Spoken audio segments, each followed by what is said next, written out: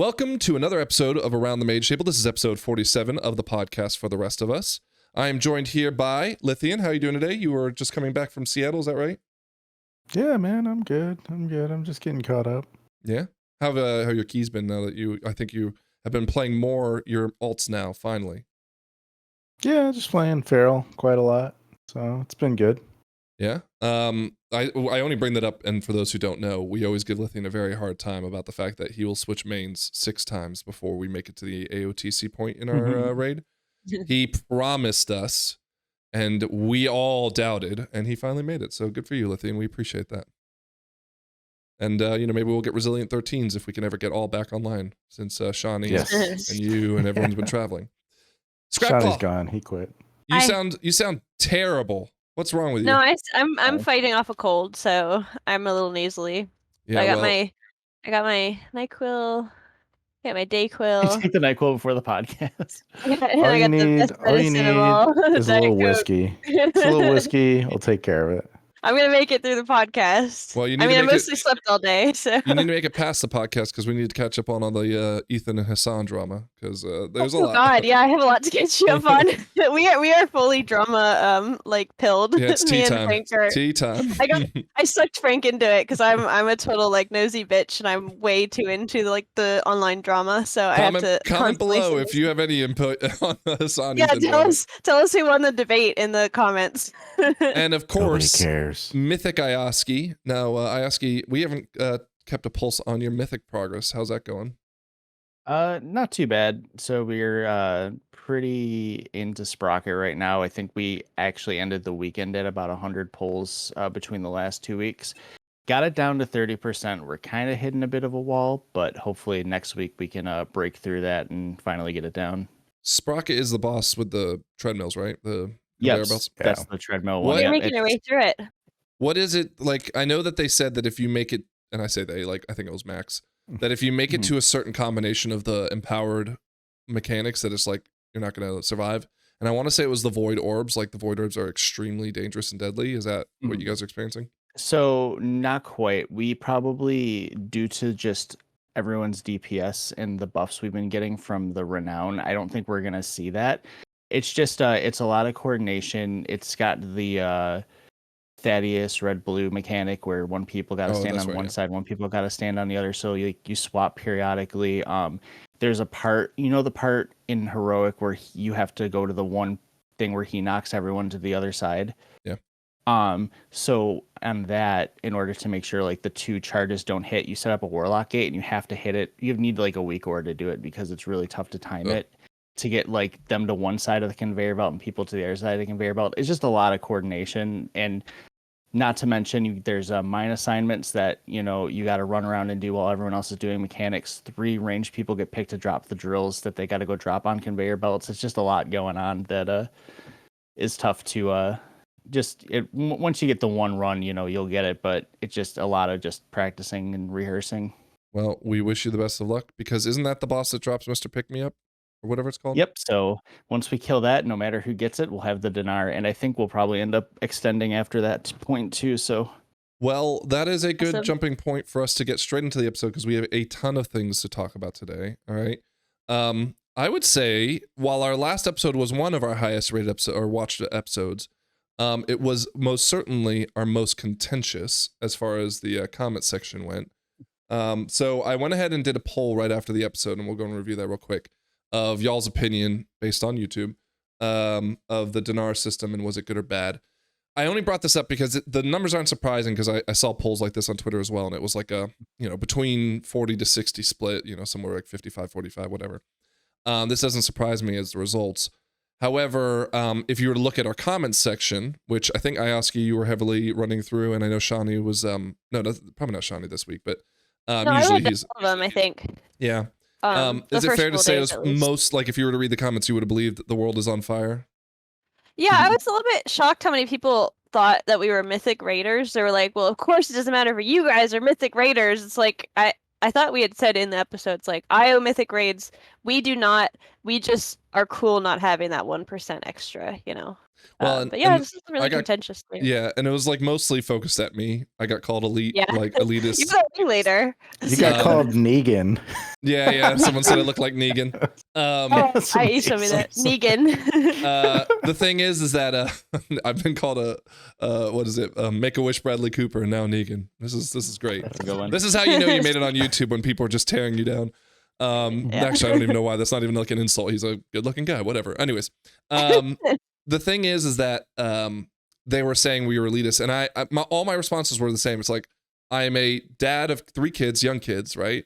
I like don't really have that much time to play, despite the fact that I stay up way too late every night doing that, and I regret it every morning. And of course, like, we don't mythic raid and all that stuff. Like, I am the person that should be most upset about this, and I'm not. So like, that disarmed a lot of conversations, but it still didn't matter because people were just like, I want to say very inward looking. It's like, if it's all about me and I'm not having a good time, then that's all that matters, which in fairness, that is an argument that's to have for a game that you pay money for, right? Like, that's totally fine. But I just thought it was surprising to see how vocal the upset people were. I thought there were some good suggestions in the comments, or like clarifications that we didn't hit on. Like we'll have Like to what? pull this. You don't remember? There was one comment. I know we talked about this, but the way they phrased it made more sense to me than when we talked about it. And I don't remember the name, but we'll pull it up, do a screenshot or something. But this guy, he said, like, it's not that like we're mad that there's like bad luck protection for Mythic Raid. It's just that there's no bad luck protection for Mythic Plus. And I was like, I know we talked about that. I know, but the way he framed it, because I think like what I thought was the main point of contention was that it's like it's bad luck protection instead of like a give me, is what people were upset about. And I was like, well, I think bad luck protection is fine, but and I get that it's like I can see it's like that there's bad luck protection on one thing but not the other. Yeah, I think we all agreed when we talked about it that was a completely fair point. And the problem that I had, I won't speak on y'all's behalf, but my problem was, it wasn't a solve for the Mythic Plus team to say, give me my free Mythic raid loot, right? Yeah. I fully supported the idea of a Mythic Plus, bad luck protection. And it appears that Blizzard agreed with us. And by us, I mean everyone that was destroying them in Twitter and the blue posts and whatnot. So, as of 3 days ago, Blizzard announced that with the Turbo Boost event, they will now include additional opportunities for people who prefer M+ dungeons. So what'll happen is, if you will now get the quest, just like you would have before, that would tell you to kill 4 raid bosses, but now it'll tell you to also complete 4 mythic dungeons if you'd rather do that. And the vendor will offer a selection of all trinkets from Season 2 dungeons, included in addition to the previously planned raid items. And in order to be able to get the Myth Track dungeon trinket, you'll need to have Resilient 12 done on all keys. So I think that's like 2800, 2850 or something like that. Is that 900, I thought. Yeah, something. Everyone knows what it is. All 12 done, right? And that will, of course, then unlock the Myth Track for you, which will give you your best in slot Myth gear from M+. Now, okay, so I didn't see that. That's awesome. I talked about it. No, I didn't see that. This is my weekly reminder to everyone that watches the podcast that Scrap literally doesn't pay attention to what we say on the podcast. Hence, why when we talked about there should be a Mythic Track, Mythic Plus track, bad luck protection, she doesn't remember having that conversation. No, I know. She doesn't pay attention to Discord I'm either. paying attention. I'm just paying attention in a very special way. I don't know. So wait, is this saying that you can get like a you can't get stuff from the raid? You get stuff out of the Mythic Plus loot pool. So you get either. You get either. No. You don't get the Myth Track raid items unless you do the raid achievements. Okay. So this is like you do the 12s, you get to pull out of the Mythic Plus raid pool. Yeah. Okay, this seems cool because now there are the raider people complaining, oh no, we can do Mythic Plus. Like, or is that not really a thing? Does everybody kind of do no? I'm actually kind of shocked that there wasn't more backlash to this. Well, and this is the reason why I don't think there was. Well, go on, Lithian. Why would there be backlash? This is an ad. So the reason why I thought so was the last one, Lithian. You can't win. No, but the reason why I thought there'd be backlash was because I thought the Mythic Plus only players were gonna argue that so they can't do 12s and they can get our thing, but we got to kill the Mythic boss. But no, everyone's been pretty positive about it. Pretty positive. There have been people though who have been really upset by the 12, right? But is it I who in didn't what see way? that, but well, they're saying that the 12 was too low.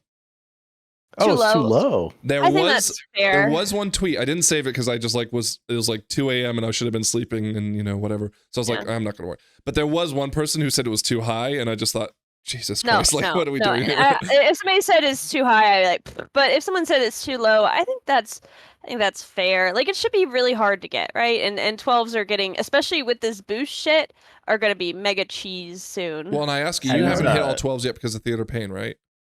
Yeah, that's my last one. I need to get Resilient 12. Yeah. I also feel like that there's go why that one's the one. Oh, it's so easy. I think I might even have it. But like what's I think reflective of the whole thing is that like all the Mythic Plus people were upset because it's so hard to get Mythic raid, but then there's no raiders getting upset because they can easily throw together 5 of their raiders and get 12s done over a night. If they haven't that already. just shows that the 12s are easier than the raid, which is why they were giving stuff to the raiders and not the Mythic Plus people.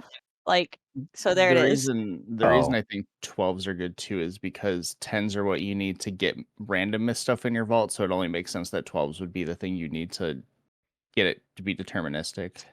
I could feel for, especially, I feel like 12s are pretty easy right now for us who have pretty, like, not the highest level of gear, but pretty close to maxed out gear at this point, that 12s are like, You're such an elitist, man. Stop I'm being just saying, such an I'm just elitist. saying, if you really have been pushing this whole time and doing it, and like you have like almost the perfect gear, like I'm at 670, right, ish right now. That 12s are pretty easy. And I think with the mega boosts, where everybody's going to be able to get more gear and stuff, 12s are going to feel like 10s, and so this is a bit low. But at the same time, who cares?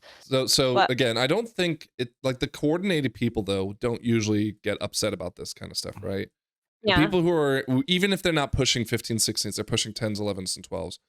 They're not going to be too bent out of shape because even by the time that next week when this comes out, they'll be like, yeah, we'll be fine. We'll get there, right? I think it's the people who pug that are the most, the single players of the WoW world that are most uptight about this, because you say that even at 665 item level, like 12s are, and again, I'm going to use your words, not mine, not that hard. It's not even that they're hard. At the 13s or 14s that you and I are trying to do for Resilient, it's that when you have a really well coordinated group that's talking to each other, it just becomes, significantly easier. Oh, that's true. So I think this is more of like the people who are not able to walk into what was a Mythic raid last week with 20 friends, and now what will be a 5-man group, but still isn't necessarily easy. I don't want to say, I think it's like the top 5% of people have all 12s done, something like that, right? But I'm also trying to think that when they do the boost, it's going to be significantly easier. Why? It will. Well, because item levels are going up. Because we get more item level. Yeah, but you'll be able to target your dungeons, at least in heroic track, right? Yeah, but you can farm crests even like at 8. So if you're having trouble keeping an 8 key in your bag, it'll probably be Scrap. Yeah, because they're getting rid of the caps. They're getting rid of the crest caps. Yeah, and then there's the crafted item boost too. So I don't know.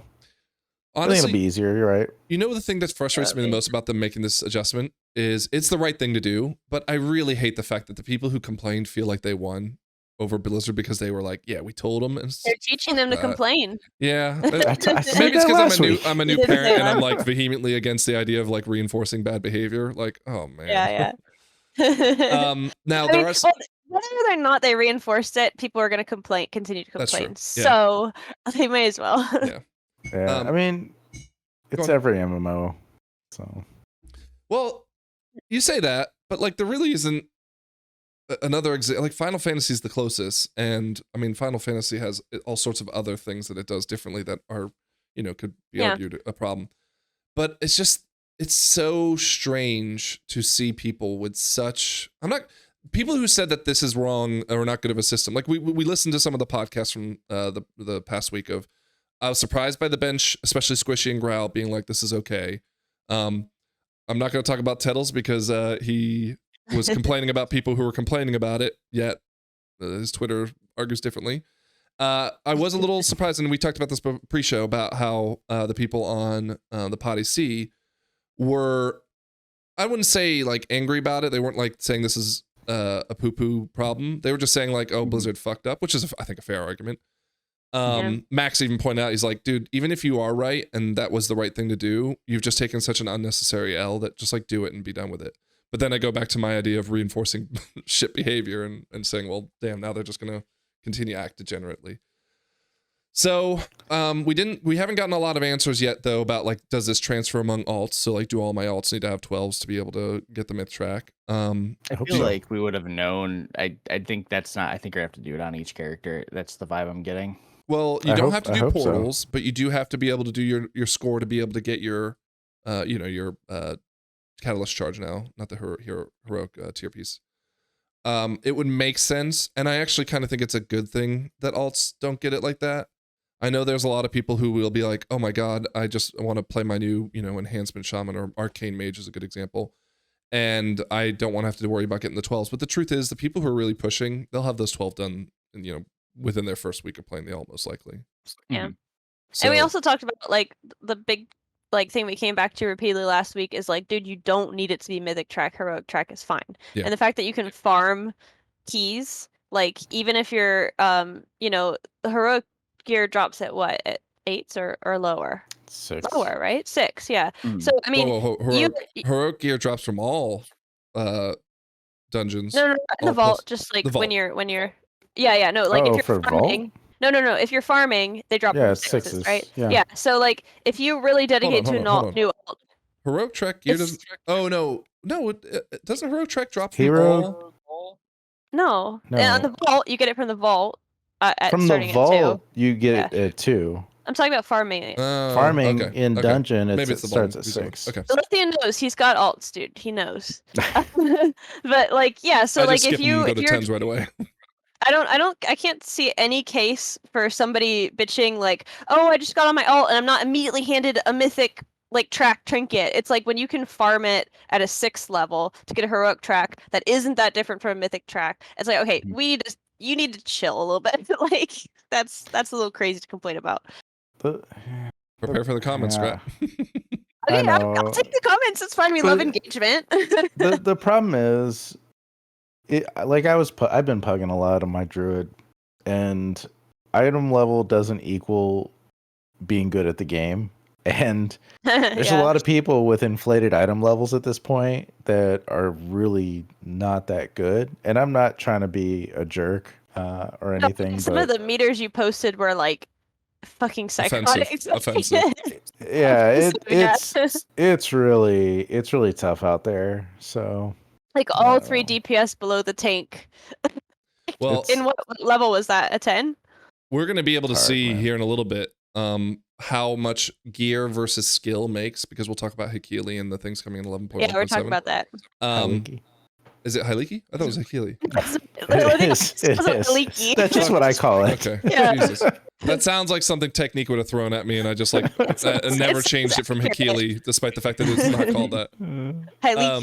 Anyways, the other thing that they haven't addressed though is if you buy using a puzzling chip a hero track item and then you achieve the mythic version of whatever you need to do, can you upgrade it into the mythic version, because you only get so many chips in the first place.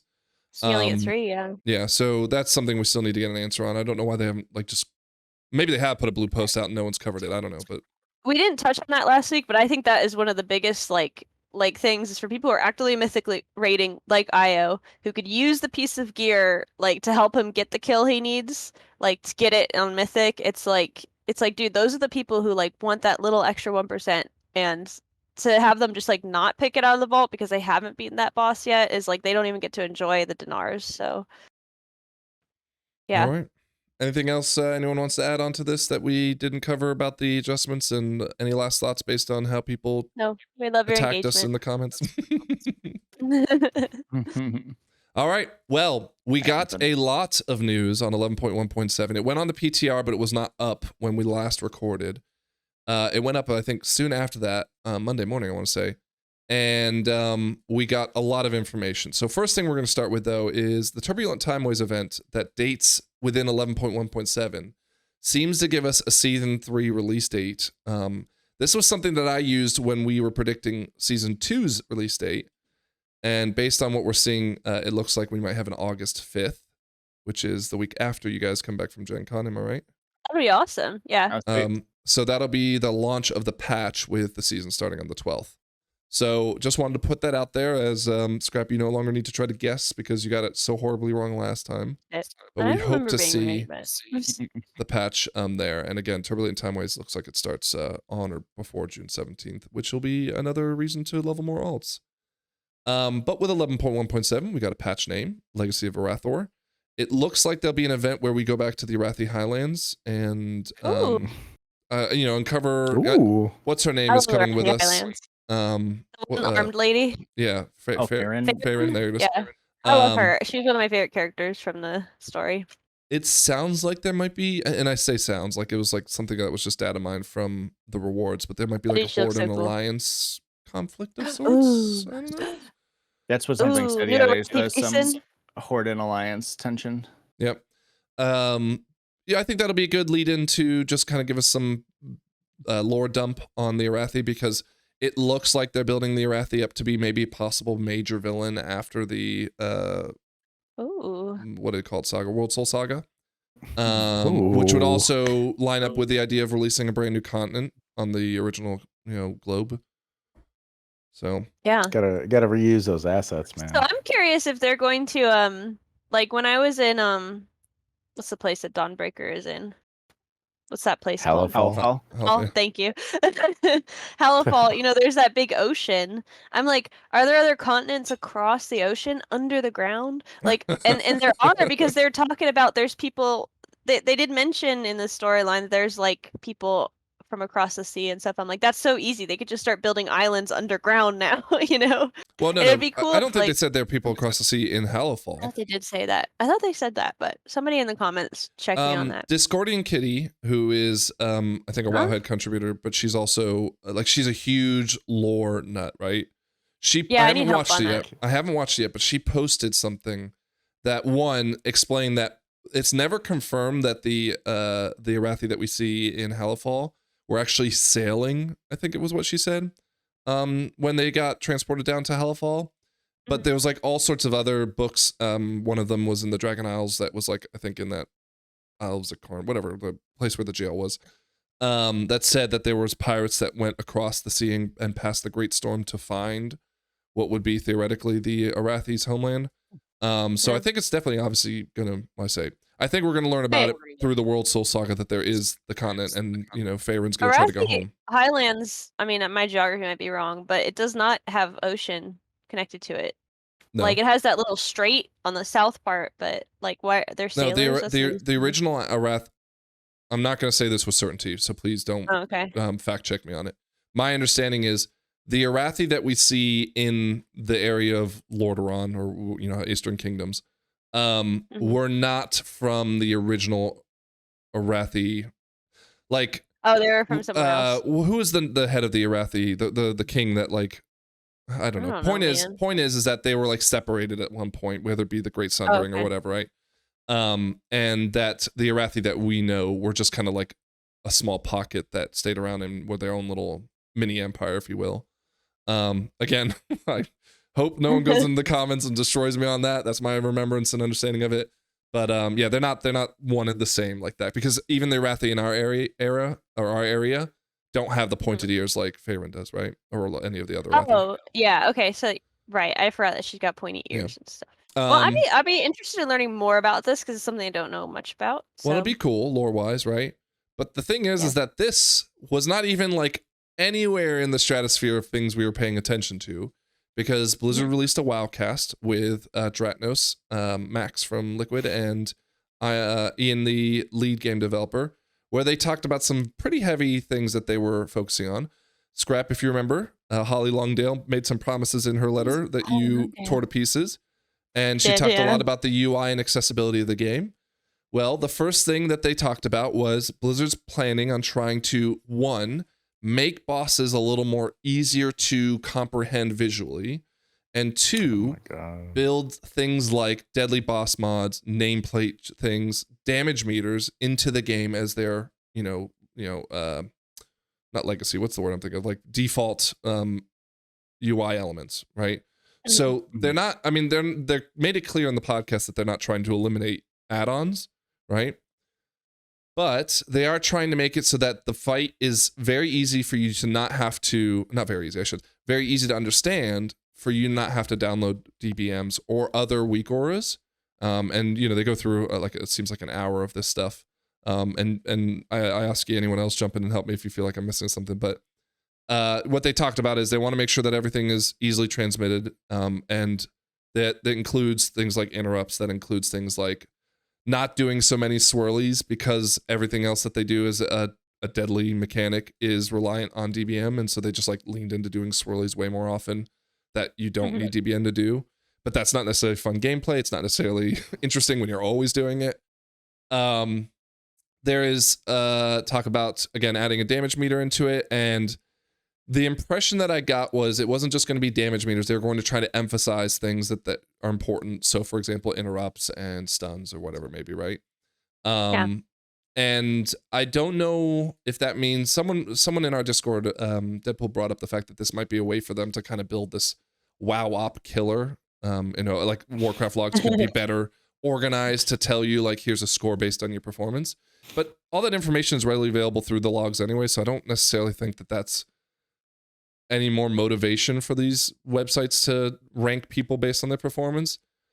Speaking of WoW Up, Lithian, I don't know if you've looked recently, but I feel like it's dying a very slow death. I was going to say is that I think WoW Up kind of killed itself. We were all super hype about it when it came out, and then all these little things started showing cracks that it's not as comprehensive as we hoped it was. The community will wear you down, man. Yeah. and that's the issue.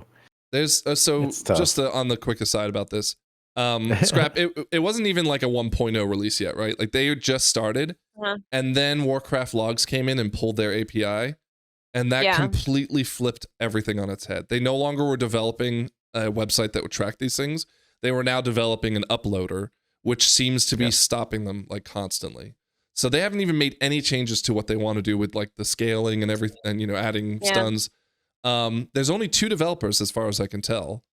One of them hasn't been active in the Discord for weeks, and the other only seems now to be active on the weekends. And I think Ioski and others usually joke that the only person that's troubleshooting in their Discord is me, just because I see the same question every 3 seconds. It's how do I upload? But yeah, they haven't even put together an FAQ on their Discord so that when you log in, you have all your quick questions answered, how do I upload a log? Because people are still assuming that they can just use Warcraft logs to upload, and that's not. Maybe you should offer your services to them, professional services.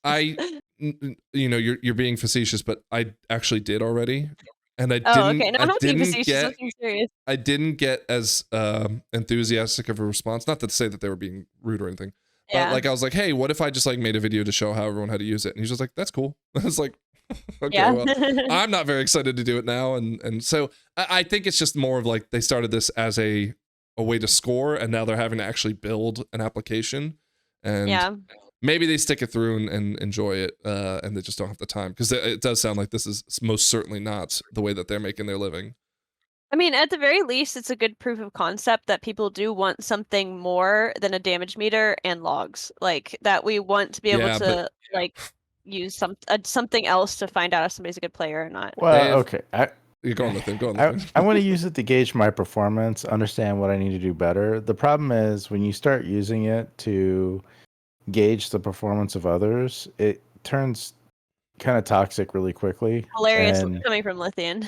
Yeah, I know, because I weaponized it as fast as I could.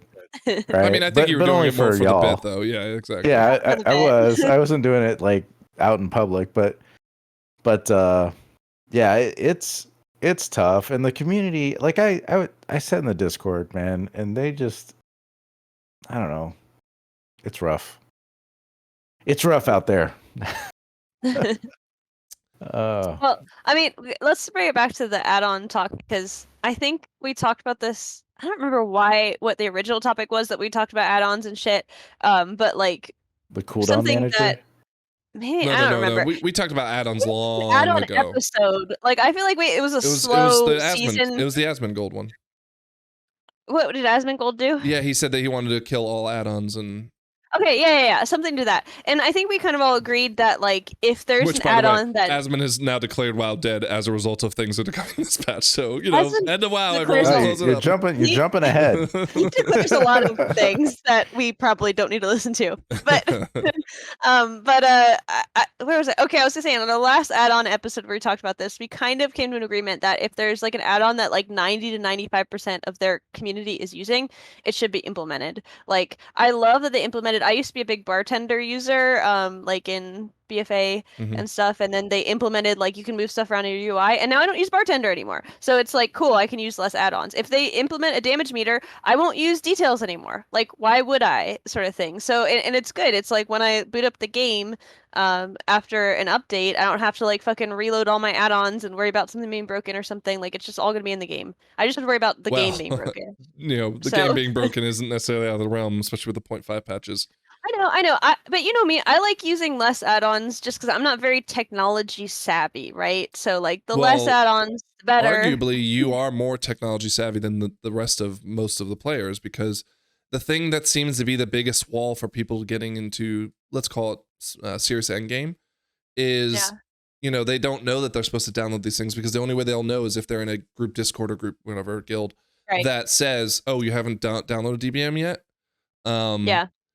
I think, so on the subject of DBM, they made it clear that they still will not stop things from being DBM'd, like, let's say, timers, because it does help with raid calling and stuff like that. But what they want it to be is more of like a collective discussion. Okay, so for example, let's say, what's his name? Anduin. Anduin and his, positive, negative. You talked about this as well. Yeah. The positive, negative thing where you can't touch the other players. That was a good example of a mechanic that was fun, because you had to like look with each other and start planning out how do you break the spells. And even then, DBM was still putting up like markers above your head so you could see it even more visually clear. So they made it a point to say, like, we need to be more visually clear. We need to make sure that things feel like if they're very important, that's because they're going to kill you. You should see that they're very important and they're going to kill you. I also think a little bit that has to do with like Fellowship coming out and how good of a job Fellowship did kind of showing what spell's about to happen and how it's going to affect you. The other side of it, though, is that I think, DBM, or not DBM, meters, damage meters. The damage meters, and they say it here in this post down here about augmentation, like, they're still not accurate with augmentation's touch on it, and arguably they're still not accurate to a perfect degree because of little mini bugs of like how pets interact with things, or, are you getting credit for doing something that, like PI, like how's PI impact your DPS, and why isn't the priest getting credit for it, kind of thing. And August did. No, they got another 15% buff. Let's get another buff. Yeah, they keep saying 15% of 0 is still 0. Like the thing I'm worried about is, like, it's nice to have that what they're calling authoritative, like, this is definitive information. But on the other side of it is that we just had the cooldown manager come out. It's, to me, clear it's not 100% there, because you can't even choose which spells you're watching. Which means that you're literally watching whatever they predetermined for you. Now, in the WoWcast, they did say, hey, we're not done with it, and that will probably be the case with a lot of the things that they're working on, especially like trying to be more restrictive in what DBM is allowed to do. I just worry that the hardcore players won't get what we need to out of this, and it'll only make things more vocally problematic for Blizzard. Because even as they're adding and talking about adding some of these things, everyone is not everyone. People are complaining at a high degree to make me as a person, if I were a dev, to go, what's the point? Like, we can't get it right for them. Why even bother? Yeah, but why? So why not keep the UI as simple as possible and let the community build the add-ons, instead of trying to allocate dev resources to building add-ons and trying to add that complexity to the game? Because now they have more to manage for the UI within Blizzard that people outside of Blizzard can't affect, which is why the cooldown manager is so restrictive right now, because they just don't. I don't think they have. I don't know why they want to allocate resources to doing that instead of focusing in on the game and letting the community continue to do the add-ons and all the other stuff. Part of That's a good me, point. yeah, part of me agrees with you entirely on that. On the other side, though, I'll give you an example of like even weak auras, right? I love the ability to create weak auras, but it's become clear that weak auras get broken very easily by any change of spell, whatever, change of something. But also, I had to like delete. I built my own arcane mage UI, right? And it was very heavily reliant on models. Now I never knew that models were bugged.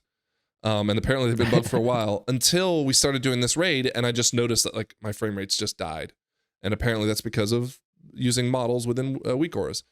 I love the idea of being able to customize my UI, but at that point it was, and weak auras is one of the best of all the add-ons, and it's still not functioning the way that I would like it to. Now, of course, that doesn't mean it's not a good UI because I can just change out the model with a skill icon and it's fine, but it completely like deflated what I had beautifully built for my, as you said, like I want to build it to my liking and let the devs worry about the game. So I'd like the idea that if Blizzard was taking control of it, that it would be clean, it would, it would fit the theme of the game, and it would just, look like it matched and fit where it belonged. Yeah. The other side, though, is that I don't think Blizzard's saying there's no add-on support, period. They're just saying we're going to make, this is focusing on making on our new player experience, but also just like getting people into the end game that are too scared to get in because they don't know how to make a weak aura or whatever. Giving them the tools they need to be successful, which I think is the main objective of what they're trying to accomplish here. They're not going to fix, Plater. They're not going to fix. The DBM will still probably exist. It's just like they want to make it so that the entry level is not a problem. I'm sorry. I rely on Frank.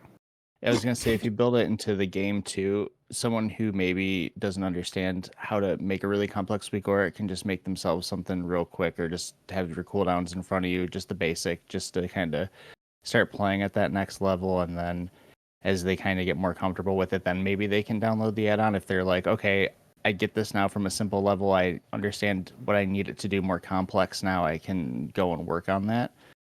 One thing I saw in Megaset's Discord when people were talking about when this was announced was stuff like the cooldown manager.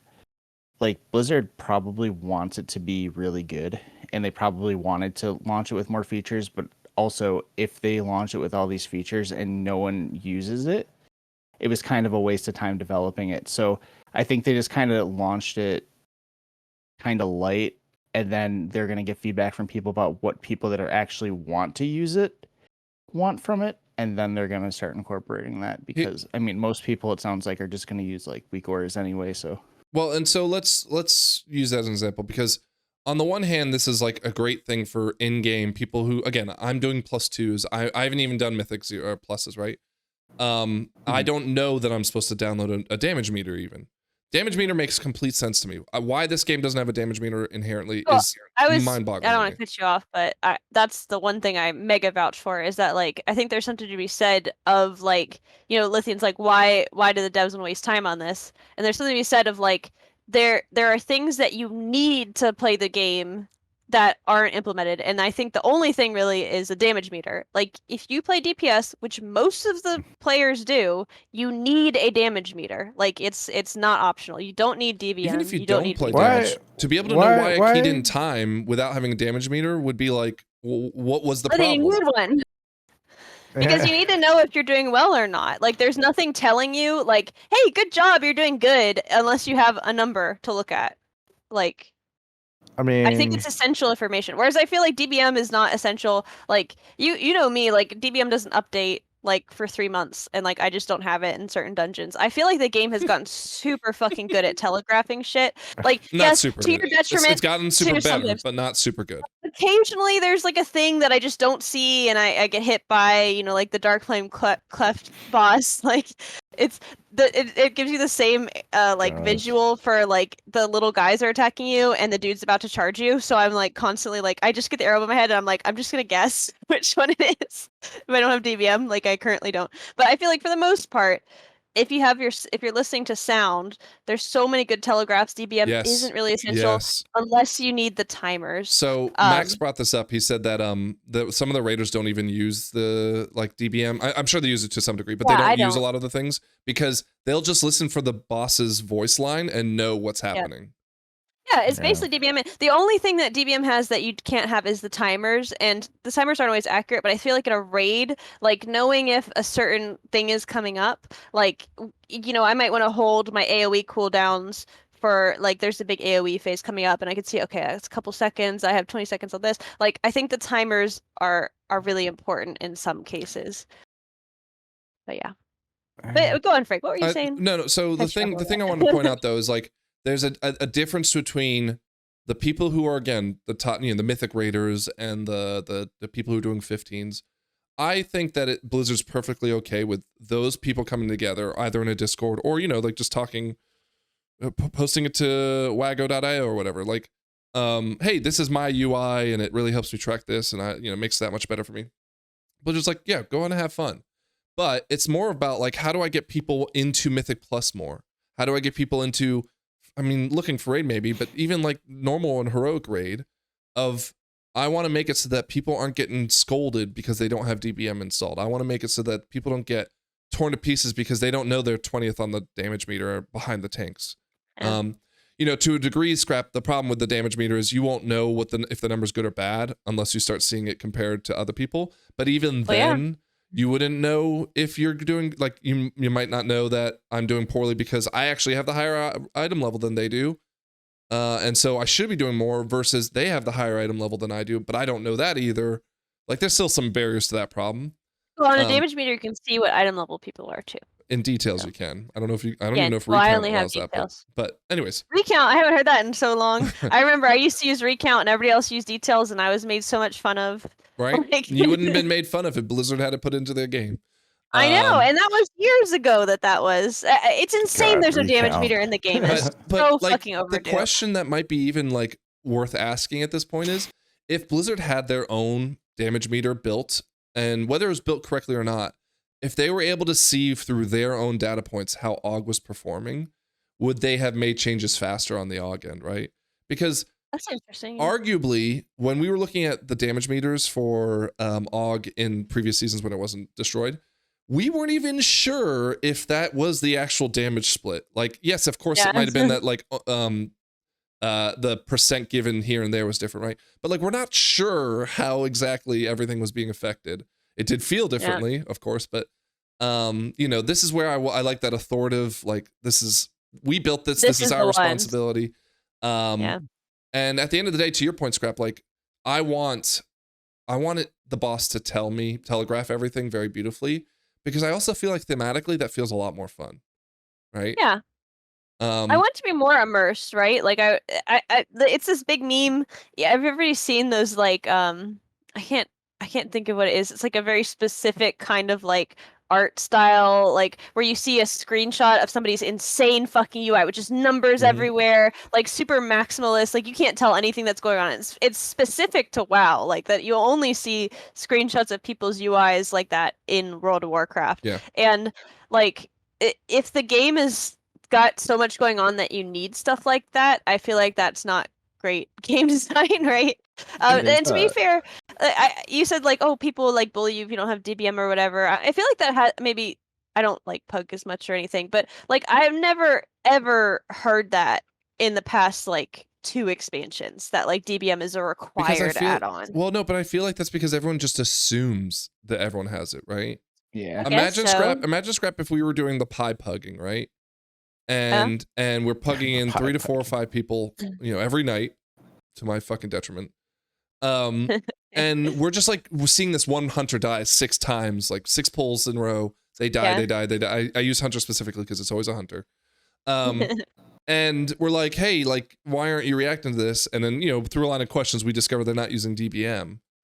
It's like, we don't even bother asking, hey, do you have DBM, by the way? Like, are you ready for this? And, yada, yada, yada. But if, like, in a pie raid where you're raid leading, you do not need DBM because you are reading DBM to everybody. You know what I mean? No. Like, well, there's some personal accountability that I'd love DBM to be able to hit helps everything, with. and I can't. Yeah, I know. I do feel like.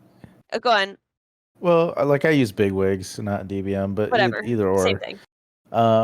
But there's a bunch of personal accountability. I think if they're making it a little bit easier to account for that personal accountability through some of these changes, I think that's good.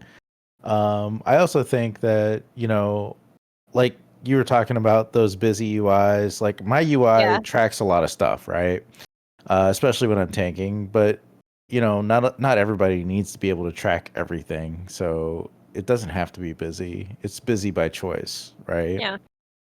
So I'm excited for the changes. I don't know. I think being able to allow people to take care of some of that personal accountability while the raid leader calls out the big things is a lot better, and it'll help Frank because he can't really focus on too much. Don't tell him I said that. No, I'll be the first to say that. I'm a terrible multitasker, and so that's why I hate DPSing as a raid leader or healing.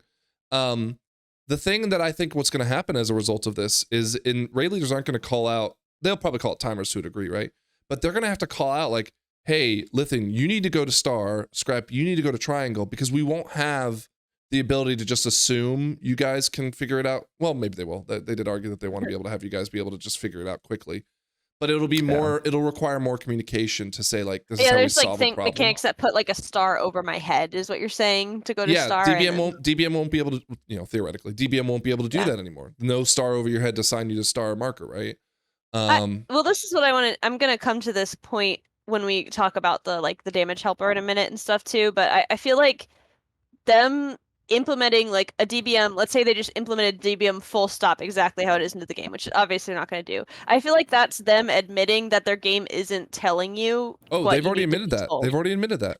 Yeah, so just fix that. Yes. Like, don't do the add-on. That's what the podcast is about, Scrap. You didn't watch it, I know you didn't, but that's what they say in the podcast. Okay. Right? Like, I feel like the answer to that is not like implement an add-on. I feel like the solution is to like make it so you don't need one. That's what they're trying to address in the podcast. They're saying, we know this is a problem, and our aim is that you're not even going to want to worry. You don't have to worry about having DBM or not, right? So I'll give you an example, right? Nowadays, it's like 4 people get marked for something, and they have to run out to 4 different spots in the raid, right? Let's just say that's a mechanic. What I think will happen is, instead of having a marker above your head and a marker that you manually have to place down, they'll make it a little bit easier in the sense that they'll say to you in your UI element, like, you get lit, maybe you grow double the size, right? And the marker will be placed in game, not a star marker, but like, swirly or something. That's like with an arrow pointing at it. So you have a little red arrow from your feet pointing at this, swirly that you need to go run into.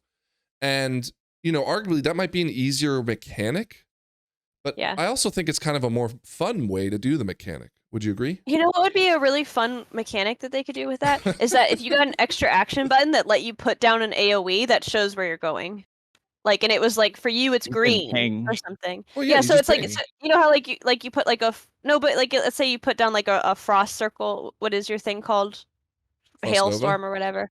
Yeah, frost. What's the thing that? Yeah, blizzard. Like, you get to place an AoE, right? I don't have blizzard, by the way. I'm an arcade. I don't know. Mages, whatever. Or like a flare, like a death and decay, where you actually get to. Why would you need to do that? It would just be to say like, hey, I'm going here, and it would be like green. It's like, I'm green, so I'm going there. It just shows that like I'm going there. I think what they want though is not to have that be the case. Like, they want you to talk. They want you to either in-game chat. Don't make it boring. And so that means maybe giving you enough time, right, to type it out. They're trying to make it accessible to like people who are just like LFR people and normal people, like that you don't have to communicate at that level. No, I think if they overdo it and make it too easy and make it super simple to where we don't have to communicate at all, then what's the point? No, I think they're going to make it easier yet more complex. Does that make sense? Easier to execute, more complex to put together. I'm down. I'm down for that. I think what they should introduce in the design philosophy is that, like, for like LFR and normal, maybe the mechanics require less coordination, whereas to heroic to mythic, they require more because you're expected to be in a group that communicates. That's how it works. That's how the difficulties work, Scrap. No, I know, and I think that's a good design philosophy. So, like, as long as they just telegraph it more, just keep doing what you're doing. Example, keep doing what you're doing. Yeah. For example, like the werewolf boss in Is it Castle Nathria? No, it wasn't. It was Sepulchre. what was the Sepulchre? Yeah. Yeah, like that werewolf boss is that like you had to have an add-on to do it, and it wasn't easy. You say to, werewolf. to Among Us is communicate. the proper way. I know, but the Among Us boss is that like that required a lot of coordination at all levels to the point where you kind of need an add-on to do it, even if you were in comms. Like, so that wasn't following that. I just killed my friends, so. Yeah. That boss is a bad Any example. opportunity. Not because they like I love the idea that they were going for, but it was a bad example Yeah. of how they executed it because that one Yeah. literally required DBM to be successful at It it. did. Because even if you could talk in Discord, you didn't have enough time to like listen over 40 people shouting. Yeah, I mean, you can say from playing a werewolf game is that like sometimes like when I play werewolf with my friends, we have to actually set a timer because we can't discuss things for an hour and a half like from one phase to the next. You're also a problem. We should do that for the and podcast. everything. Yeah, oh yeah. Play werewolf? I'm down. You can't play with 4 people. No, you I think like he 10. said he meant set a timer for you. Set a timer. Let Steven Crowder put a button under your desk. The thing is that God, now a good example of this where I didn't raid in this tier, battled for Dazzlor. I wish I did because there was that one boss with like I think it was King Mechatork or whatever, or Oh yeah, where you would have to go one end and you could squish people. Well, yeah, you'd have to like climb into a robot and tell people I've got blue, or hit the I've got code this as blue. Right? Yeah. One person would see the code and the other person had to input it. That was a fun mechanic. I love that raid. It sounded so fun. I wanted to do that raid just for that boss. Now, granted, it sounds like on LFR it was like nothing like that. It wasn't very fun. But it's like good. That's how it should be, I think. Yeah. But on Heroic and Mythic, like imagine instead of like why not develop it so that you've got these one button action buttons, you've got pings, you've got all this. Like why not make it so that like, for example, in that fight, a little screen pops up where you see not necessarily the player's like vantage point, but like they have like a little dashboard where it's just like all the colors that you would see, and that pulls up the colors, and they're using their ping to tell you which colors to press, right? Like that way you don't need to talk in Discord. It can be done in game, stuff like that. It, obviously might require some more dev time to pull something like that off, but it would be so memorable to say, oh, remember that boss where I had to tell you the code and it was like 4 buttons and I had to ping, ping, ping, ping. I'm shocked that mechanic never came back. I think people complained about it, but it was really good. I thought that was well implemented. Well, here's the thing. As an implementation of this, it does mean that they're going to restrict more access. They said that they learned a lot from private auras, and that's not necessarily the route that they want to go. And I think, I haven't heard a lot of private aura drama lately. Like there hasn't really been many. Maybe they're not even in the bosses. I know there were some in the dungeons last season, but it seems like that most people are happy that even if there's a private aura out there that stops you from being able to track it in DBM, the mechanic is so clear that no one's been complaining about it. Yeah. So yeah, that was like, again, it was nice to hear them talk about it. Going back to Holly Longdale, this was a huge step forward in the direction of what they were talking about, because I thought they were just going to talk, theoretically about this stuff, but they actually have some really big things coming into 11.1.7, which includes their new Rotation Assistant. Okay. For those of you that are familiar with Hekili, you might be up to speed on what this does for you. Hekili is an add-on that was built, and you guys know more about it than I do, so step in if I'm misrepresenting it. It was a add-on that would put icons up on your screen right above your cast bar, or where your cast bar is, that would tell you should cast this spell next, based on whatever's happening in your rotation. Yeah, it shows like a couple spells, I think. I've equated it to it's more like playing DDR than actually playing WoW. It's because you're just pressing what buttons it tells you to. Yeah. Like it's a totally different gameplay. I was introduced to it via Technique, right? Friend of the podcast. Yeah. Technique's the only Technique's the only person I know that. Well, there's a couple other people. I've never used it. I think a lot of people use it. They just know that it's embarrassing, so they don't say every time Haywire brings one of his new work friends into the guild, he always tells them about Hekili. Haywire is a proponent of Hekili, and Haywire teaches a lot of people. And Haywire, when he switches to a new spec or a new class, he plays with Hekili for a period of time to use the training wheels, like how they mention it in the thing, like to just say like keep in mind like so that you're not like forgetting to hit something, you always have it there to kind of like give you training wheels, and then eventually he does get rid of it I just do it wrong. Well, hold on. So, okay, let's talk about the training wheels aspect of it first, right? Because well, they called it training wheels, didn't they? Yeah. Okay, yeah. Well, who's they? Let's define that. I thought in the blue post it was called training wheels, but I don't remember. I'll have to go back and find that. Because when I was reading one of the posts, they said something equating it. They literally used the terminology training wheels. Yeah. Tough. I don't know if they were I don't know if they were necessarily referring it directly to this part of it. They were just saying training wheels as like a general, like a way to get people intro. Well, that was a terminology that did assuage me, because I think if you use Hekili, the way Haywire is using it and using it for his friends who are trying to get into WoW is the way to use it, right? Like to kind of get you started, familiarize you with all your buttons. Oh, okay, me, but not to keep it. You don't keep training wheels on your bike. You take them off, So here's my argument to that. Appropriate. Yeah, go on. I was vehemently against Hekili when I was introduced to it, which I think was in Shadowlands. Yeah, I don't like Hekili. I remember jumping around Bastion with it. Mm-hmm. Here's my problem with it. Not that it's even wrong, and I'll even bring it up right now. So I sent you guys a video of it. I'll put it up on screen right now. Of Hekili, me using Hekili exactly as it tells me to DPS, versus me having mastered my arcane rotation and using it the way that Wowhead, in fairness, is one who taught it to me, and some of the Mage Discord, to better my DPS. And it's a clear-cut difference. Now, Arcane's an extreme example, okay? But it's a clear-cut difference. I'm sure there's ones that are closer, like probably BM Hunter and stuff. On Twitter, someone, Archimitros, is that someone you, Archimitros? I don't know. This is a warrior, big wigger, and they What'd you call him? Big wig. They're a theory crafter, right? So they've been theory crafting what it looks like for warrior. I think it was arms in this case. And what the hell is this kind of chart? So this is like his argument for you playing it perfectly, you playing it really well, right? These numbers. What the hell is this? This is just his like, hey, when you mess up things, this is what the difference of performance is, right? How did he get these numbers though? Don't worry about that. Don't worry about that, because it's simmed. Scrap, it's simmed. He went in, he changed the way that people press buttons, right? Like he just said, this is what right? It doesn't matter, because I think it's a fair assessment, right?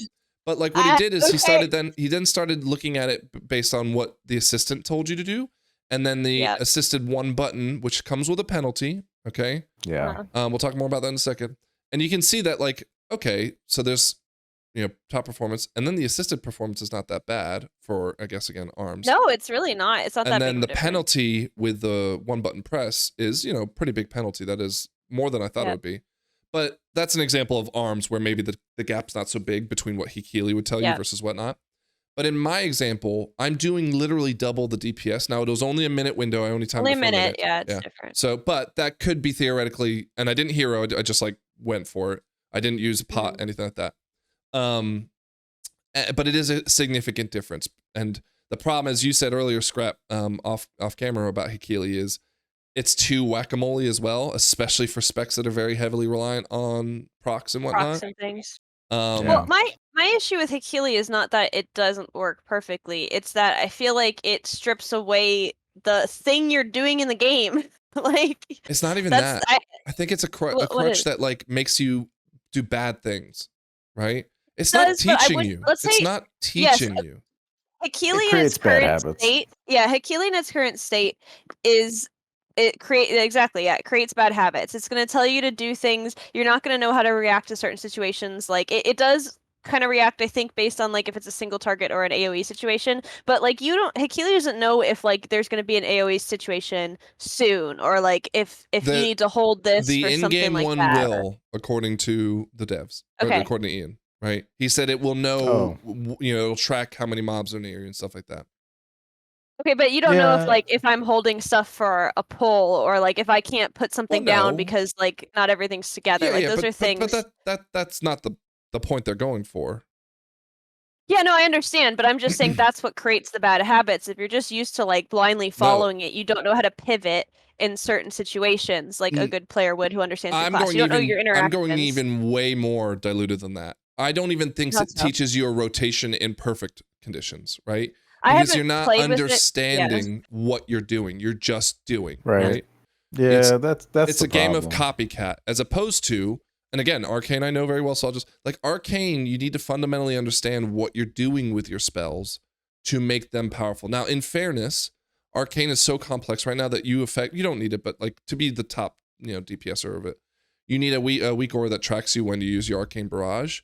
But even beyond that, like not knowing why you're using Arcane Barrage based on that helper will make a difference, because there's some times where I'm like, you know what, I'm not going to use it because I've, something else like a trinket procs or whatever. But that's going to only make a difference of a couple %, if that.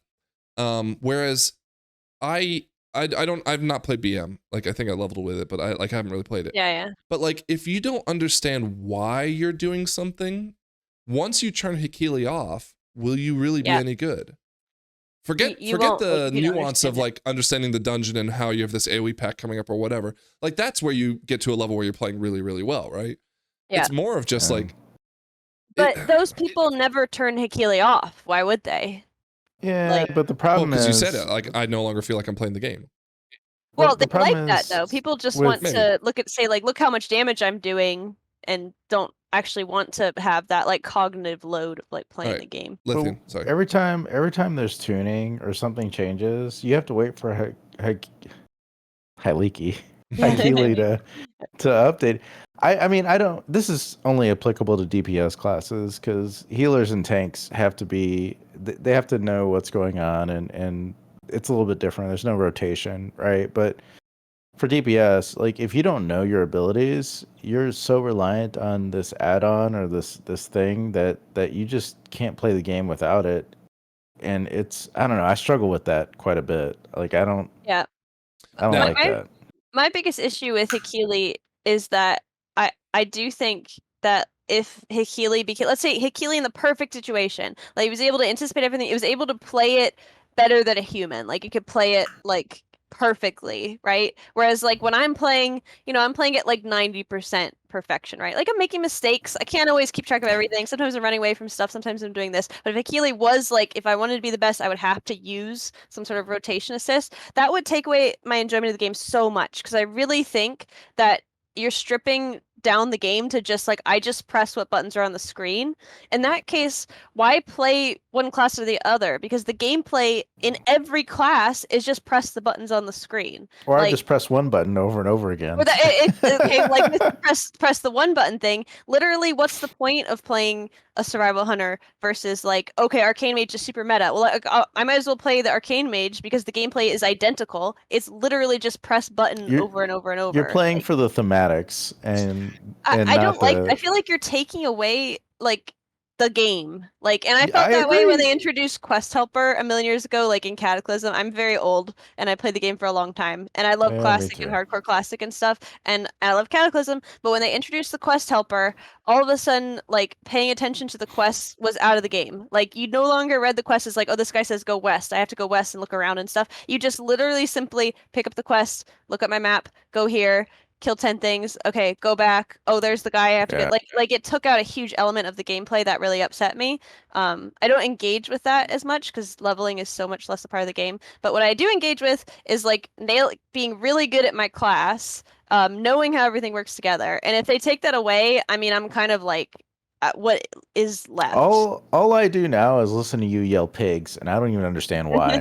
So I like a complicated rotation within reason and stuff like that. And I feel like if they're saying, again, this is what I was kind of foreshadowing before with the DBM add-on thing, is that like if they're saying that the rotations are so complex that they need to implement rotation assist, then just simplify the rotational gameplay, like, or make it so some classes have simpler rotations. I disagree with that. I don't like that. So here's the thing. I think. Let me clarify. Is that like I don't think they? Well, let me clarify that. I don't think that they should make everybody simpler, but like have a couple specs that perform like pretty well, like the high risk, high skill, high reward, like, but you could play like a Fury Warrior or a BM Hunter, and like do very well with a simpler rotation, and people who want to fucking have their brains bleed out of the ears can play Arcane Mage like a weirdo. But here's the thing, Scrap. Like- You don't know that. You're a new player. You don't know that coming into the game. You wouldn't know. Right. Okay, I so make pick a Arcane pop-up Mage. add-on that says like, No, don't hold pick on. this one for fucking Well, dorks. here's the thing though. Oh There's my an God. example of this where I think it was Max and the crew on Podyssey were talking about, like, Ret Paladin is a great example where you have a very simple gameplay loop, but yet it's still super engaging, right? And I think that's fine. Yeah, I agree. But here's the thing with I'm gonna take out the tank and healer rotations for just a second. This But is just a DPS conversation. They need to shut up. yeah, Like, sit down, Ioski. sit down. Yeah. The thing is like with, let's call it 25. I don't know how many there are off the top of my head, but 25 different specs. I think it's so important that there be like a gradient of difficulty. But Yeah. if I level, I'm not gonna say paladin because that's an example. If I level priest, right? I don't have another spec to go to other than Shadow, DPS wise. And so if I get to the point where Shadow is very complicated, I now have to re-level because it wasn't fitting me. And I think that's part of the thing that worries them. Now, that said though, I still fully support this idea that if a spec is really complicated, it should be rewarded by being the highest possible DPS. I agree. Right? Same thing with trinkets, right? If a trinket is really complicated to use, it should be slam dunk amazing, right? And a no-brainer. I do think that the difference between those specs should still be marginal.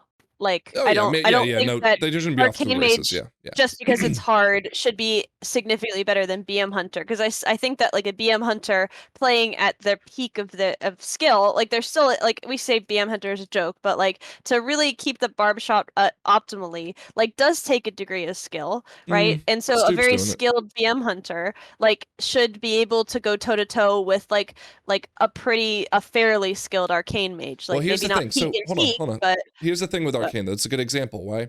Because Arcane's meta right now, and I told you I hate this because now there are people out there giving Arcane a really bad name.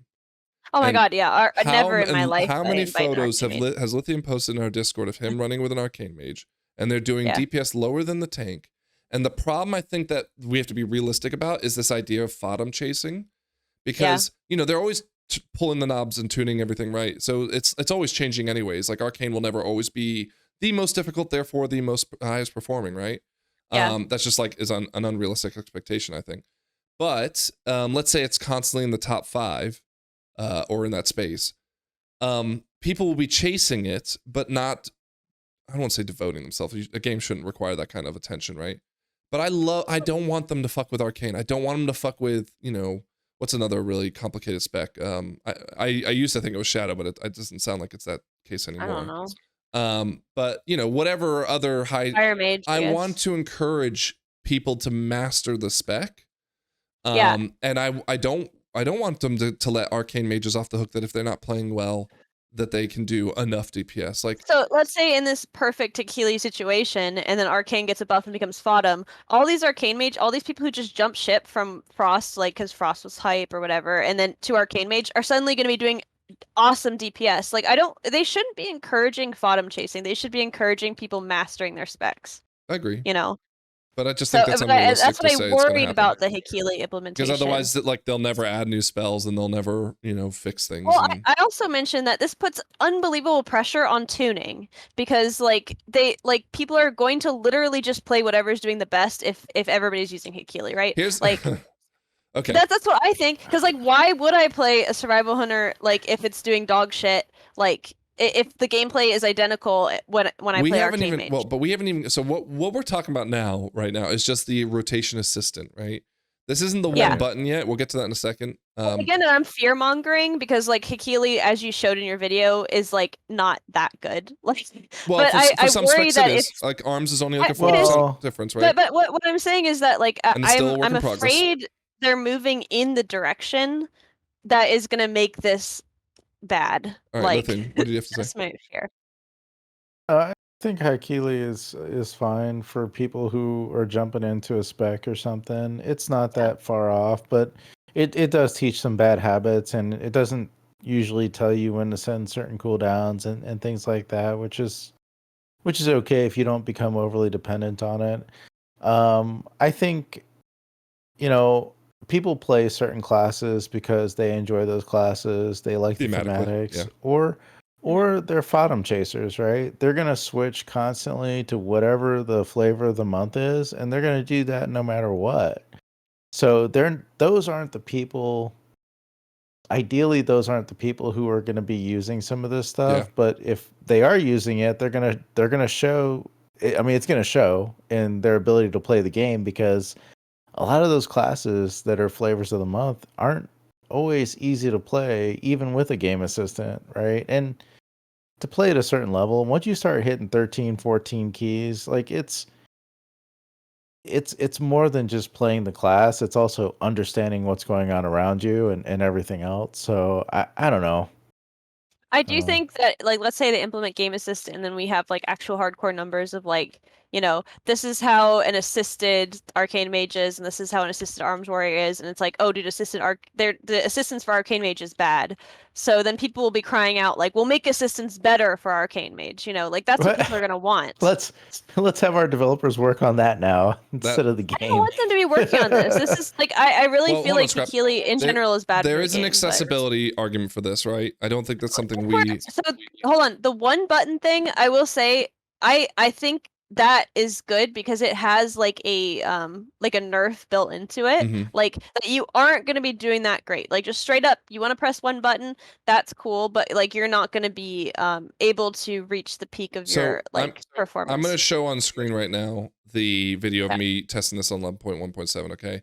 The one button? Yeah. Well, both. You'll see them both in action. Okay. So what happens if you just use the rotation assist is it'll highlight the spell with a green border to say like this is the next one.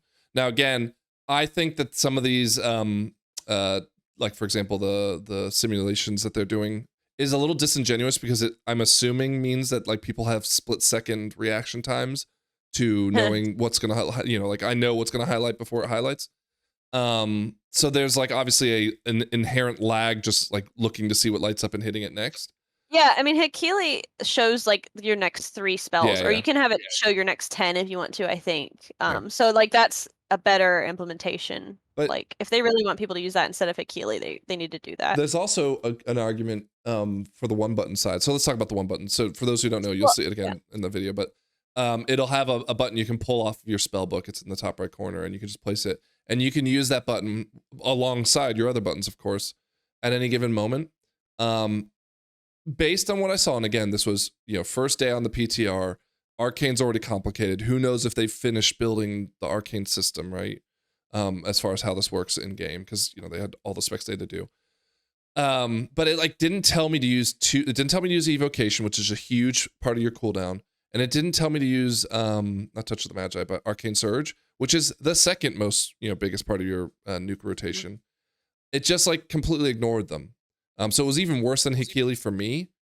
Well, is that stuff that's going to be trackable in the cooldown manager? Because maybe they're kind of like you have to use these two things in conjunction with each other. You could argue that. However, it does track Touch of the Magi, which also would be in the cooldown manager. And that arguably is a bigger part of the cooldown, because the long and short of it is that you hit them with a nuke and then you open up this window where all your damage like kind of builds up over time into a final part of the nuke that explodes at the end. And so they all like are synergetic with each other. And it's like if you leave the two that they left out, you're not gonna succeed really at all. Okay. However, and I've been talking without hearing Ioski for a few minutes here. I want to hear his opinion on this. There is one thing that I thought about that I really love about this one rotation, outside of the accessibility. Of course, I always support. That's awesome, right? People want to play with a controller. This this might even open up the idea of Warcraft coming to Xbox, right? Not to interrupt, but I think the accessibility for the one button thing is great for the game, for people who just want to play casually. They don't want to push really hard. Like it's cool that you can just have a one button chill.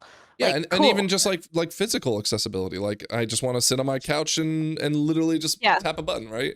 I know people have been making memes out of that, but good for you, Yeah. What I don't want is to feel like I have to use that in lieu of actually using like my brain, because my brain is worse than the computer. Like I said, I was being dramatic, but I said like, dude, computers are making our art. They're making our songs. We don't want them playing our WoW. Like I don't like that. Making Lithium's diss tracks, but just real quick, people do play with controllers, and there are add-ons that allow you to do that. So I don't do it, but I've seen Druids who people don't do have it. any buttons do it. No. There's a bunch of people that do it. So. Okay. Well, But I yeah, ask I you. always take it. Okay, cool. So Have you gotten? Hekili, Hold on. Have you gotten on the Brother, PTR you yet? have to jump in. I haven't. He's getting ready to talk. Don't worry about Hekili. Don't worry about Hekili. No, I haven't. No, I want to talk about Hekili. Okay, Okay, fine. fine. Hekili. All right. Yeah. No, I haven't gotten on the. I haven't gotten on the PTR. I didn't get a chance to talk about Hekili. Yeah, I go and didn't talk get a about chance. Hekili. I haven't done the PTR. There are people who play the game that are not necessarily going to learn anything from reading a Wowhead guide, and their spec doesn't have Megaset or Ellesmere or someone who's agree. really good at making videos. This so is I still think on Blizzard having to fix. a visual way to learn it, yeah, and that's what they're doing. They're adding it to the game. Good job, Blizzard. It's a good way for them for people who maybe learn more visually to kind of learn the flow of how their class plays. So I think that's a huge thumbs up. And then the run button rotational assist, like everyone else is saying, good for any kind of physical accessibility, good for people who just want to chill and play the game. If your great-great-grandfather wants to hang out and raid with you, you don't got to worry about him doing 200k DPS. He can just hit one button and maybe help get the AOTC for everybody. It's good. All good. Wait. Thumbs up. What class doesn't have a good content creator for it? Because I want to play that. Unless it's AUG, I don't want to play that. Mine. I mean, Arcane Survival doesn't Hunter? have a good content creator. They have a good guide writer. But that's you guys. You guys can do that. You guys can do that for your classes. I'm talking about all the other I'm gonna classes. tell everybody how to play it wrong. Some people like Wow. Lithian are savants and can just play any No, class hold on, they want. hold on, very hold Yeah, on. I well. mean, there's Let's some be stuff honest for though, that. Aski. The Megaset, like Megaset's a great example of this because she Yeah. is Mist Weaver, right? Yep. But I didn't really know about Megaset myself, and I played Mist Weaver for probably 2 or 3 expansions before I discovered her. And that didn't stop me from being, of course I use the Wowhead guards because I always have. So that maybe I knew about her stuff beforehand, but I didn't know who she was. Isn't she the Wowhead writer? No, I don't even think she's the Wowhead guide writer, but she has her own website, wow. like Peak of Serenity and stuff that she is like, again, misweaving. And she's a great person to follow because she's like super accessible.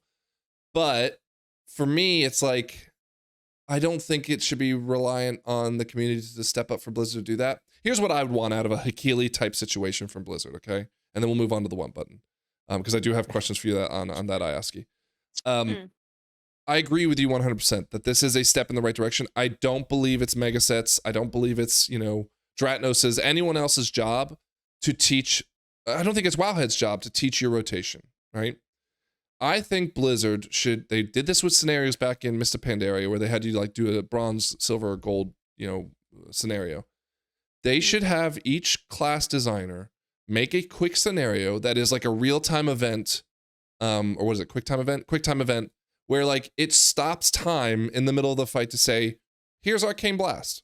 This is why you want to use it, right?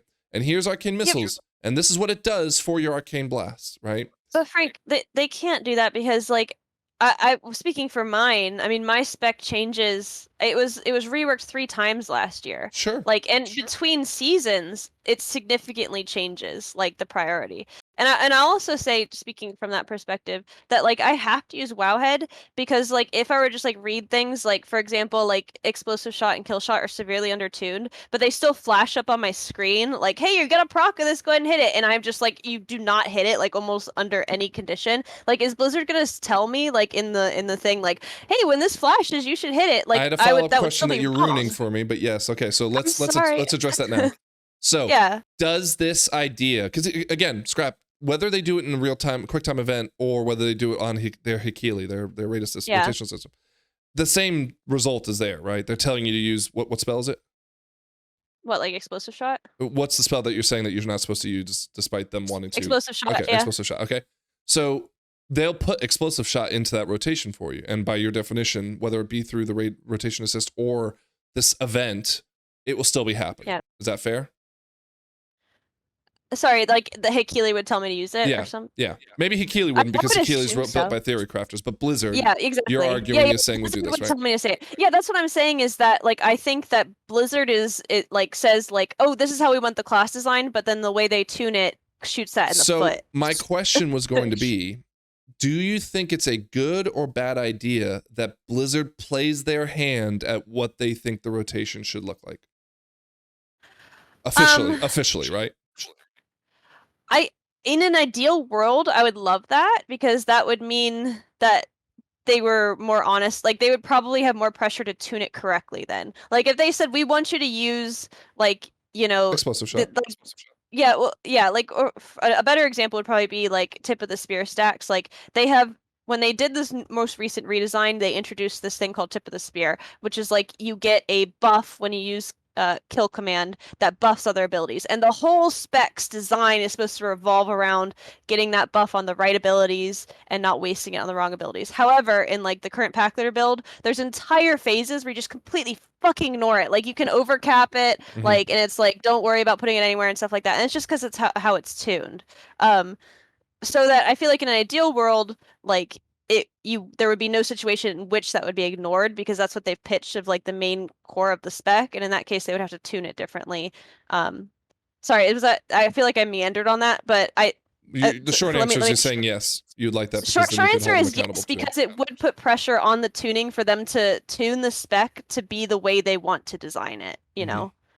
Right. Whereas right now, at least playing my current spec, it is laughable how much it is not the way they originally designed it. Like, when they retuned it and stuff, and just like the buffs they've done to pack leader and stuff have like, okay, ignore explosive shot, ignore kill shot, ignore tip of the spear stacks. It's like, okay, what am I doing? It's like, you only listen to pigs now. Okay, cool. Like, so I ask you, Lithium, what do you think? In some ways, but I think when they design the class, they kind of already figure out what the idea behind the rotation is going to be, and there's always going to be little things people who sim or theory craft can figure out that maybe, especially with tier sets, can find out that might prioritize a certain thing over something else. But I think primarily if you're someone who's just learning a class, or you're a new player who's just trying to get an idea of how your abilities flow together, I think what they put in there is probably sufficient enough to kind of get you started, and then you can kind of work your way up to using the other tools like Wowhead or like YouTube videos to kind of take it to the next level. I think price of admission of getting you to learn it would be there, that it's still up to you to master it, right? Yep. Yeah. Yep. All right, Lithium? Yeah. No, I mean, if they marketed it as a learning tool, I think it'd be fine. Also, I mean, what Iaski's alluding to, like, there's synergies with borrowed power from different things like tier sets and things like that. Or even PI. Yeah, like if you get PI, when I get PI on my Feral Druid, my rotation changes a little bit because I want to prioritize certain things to get as much damage in that window out, right? But that's not going to be part of this, right? This is just that's to mastery. Help get you going. That's becoming top tier. Yeah. Right, and yeah. Scrap. No, go on. You want to interrupt? Yeah, I'll interrupt. I was gonna say you gave her. You opened the door. You earned that. I wanted to say, to be fair, like at first when I heard you guys talk about this in Discord, I was malding a little bit. I was freaking out because I was like, "This is terrible. I hate Hekili. I can't believe that this is asked for." But then in some blue post or something, they use the terminology training wheels, and that kind of like chilled me out a little bit, because I was like, okay, if they're pitching this as a learning tool, then I am all fucking for it. I just don't want this to replace humans, you know? It won't. Okay. It won't, and I don't think it could, right? Because there's so much more, even and just the from game, Blizzard's tuning.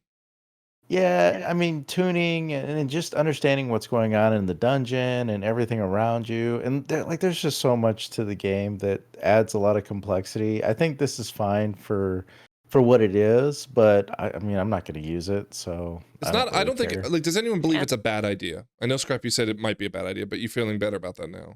I'm more fear mongering. Like, it could be a bad idea. Like, but I think it's.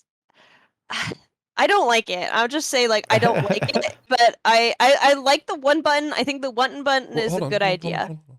So, what, like I said, though, back to my point, because you said you didn't like it, Scrap. You feel better with the idea of, like, it's not meant to make you master the spec. It's meant to make you training wheel the spec. But the other part of it is like, and I ask, you might remember this. Do you remember who, I think it was like Thune or someone, was really upset with mist weaving, because there's so many talents that empower, vivify, or whatever, renewing mist, that like he literally put a tooltip up and it like showed 16 different spells affecting it. That's a great video. If anyone wants to kind of get an idea about how current WoW is designed, the entire opening of the video, the first 2 minutes, is a Star Wars reel, like how the original Star Wars movies opened up, of just every single tooltip of like renewing mist and all the extra buffs it gets from just talents in the tree. Because there's an add-on you can use to, when you hover over an ability, you can see everything that's buffing it. And you just copy pasted that, and it's just the entire. It's great. Definitely check that video out. and it's a critique of the fact that the game design has maybe gotten out of hand. Yeah, here's my thing though. To kind of go on. Oh, I was gonna say, just to kind of piggyback off that, because Holy Paladin right now is really strong because they took a lot of that extra talent, a lot of the healing out of like little supplemental talents, and they just put it back into the abilities. So that's been a really good thing for them. So it'd be nice to see them do that for some other classes too. And what I want to be clear, like I'm not against the idea of like, you know, the synergy between spell A to spell B to spell C, right? Like obviously it might have gotten out of hand with Mistweaving as an example, but you know, Arcane Missiles for Arcane empowers the next two Arcane Blasts and Barrage for additional 20% damage, right? It would be great in my scenario of like, let's call the training school of the scenario where it's not about worrying about the min-maxing of everything. It's just like, hey, here's Arcane Blast. This is your builder, right? And here's Arcane Missiles. When you use this, and Scrap, to your point, it needs to be updated whenever they make changes to the class, a rework especially, right? Because I mean, like you release a new version of a software, you have to have like the FAQs and stuff to go with it. I don't think it's unrealistic to say that they don't have to rebuild the scenario. Like the scenarios are the same for every class for that matter, right? It's just like one mob and you're in a hallway, but they just like change the tooltip and the text that goes with it, and update that a little bit just so that it understands why they, you know, redid Tip of the Spear and why they redid, you know, Wildfire Bomb or whatever. It's not unfair to say that that's what I need. But here's the thing is that, again, Lithium was talking about like allocating resources is like that. I feel like something like that is probably going to slow down like reworks coming out because they're like, oh, we got to flip the whole scenario around and change things, like significant reworks, right? So that would like, but also that this is not going to replace Wowhead. So, you know, I don't want it to. Yeah, then why? I get why they're doing it. It's like it's good to have like kind of a basic thing in the game, and I do support that. But like, if it's not that good, like if it's not that comprehensive, then Wowhead is still required in a way to push high. Look, Scrap. So here's the rotation for Arcane. Right. This is the easy mode, easy mode rotation. That's the opener. Right? That's easy. And this is the opener. Okay. Yeah. And then we get into all these different reasons of why you want to use X, Y, and Z, right? Yeah. I don't think Wowhead should stop doing this, right? I fully support the idea of like, let me tell you the nitty-gritty theory crafting of everything, right? What I want to do is I just want to, and it needs to adjust based on your talents too. Okay. Again, it's gonna be complicated. Is it a resource sink? Yes. Blizzard can afford to pay a team of, you know, not because it wouldn't be devs, right? It would be more of like the Lithium. What's the role that would fill this kind of thing? Like the typing out of all the documentation. It's gonna be so complicated because I'm picturing a scenario. Okay, let's say I just make my talents and I just like fill out the entire top like third, so I have no cooldown, no nothing. How will they adjust the scenario to that? Like it becomes so complicated. Sure, that's a fair thing to point at, right? Yeah, I think you're looking at there's people who learn by doing, there's people who learn by reading, and there's people who learn by watching videos and they're visual learners, right? Well, wouldn't this training school do all three of those things?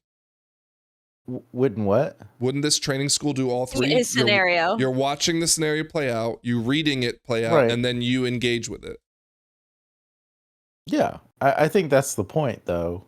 But are you going to have the training class in the game give you the thesis that you just showed us from Arcane? No. Like, so my example would be this. Don't worry about the evocation, right? That's like because that's a talent thing.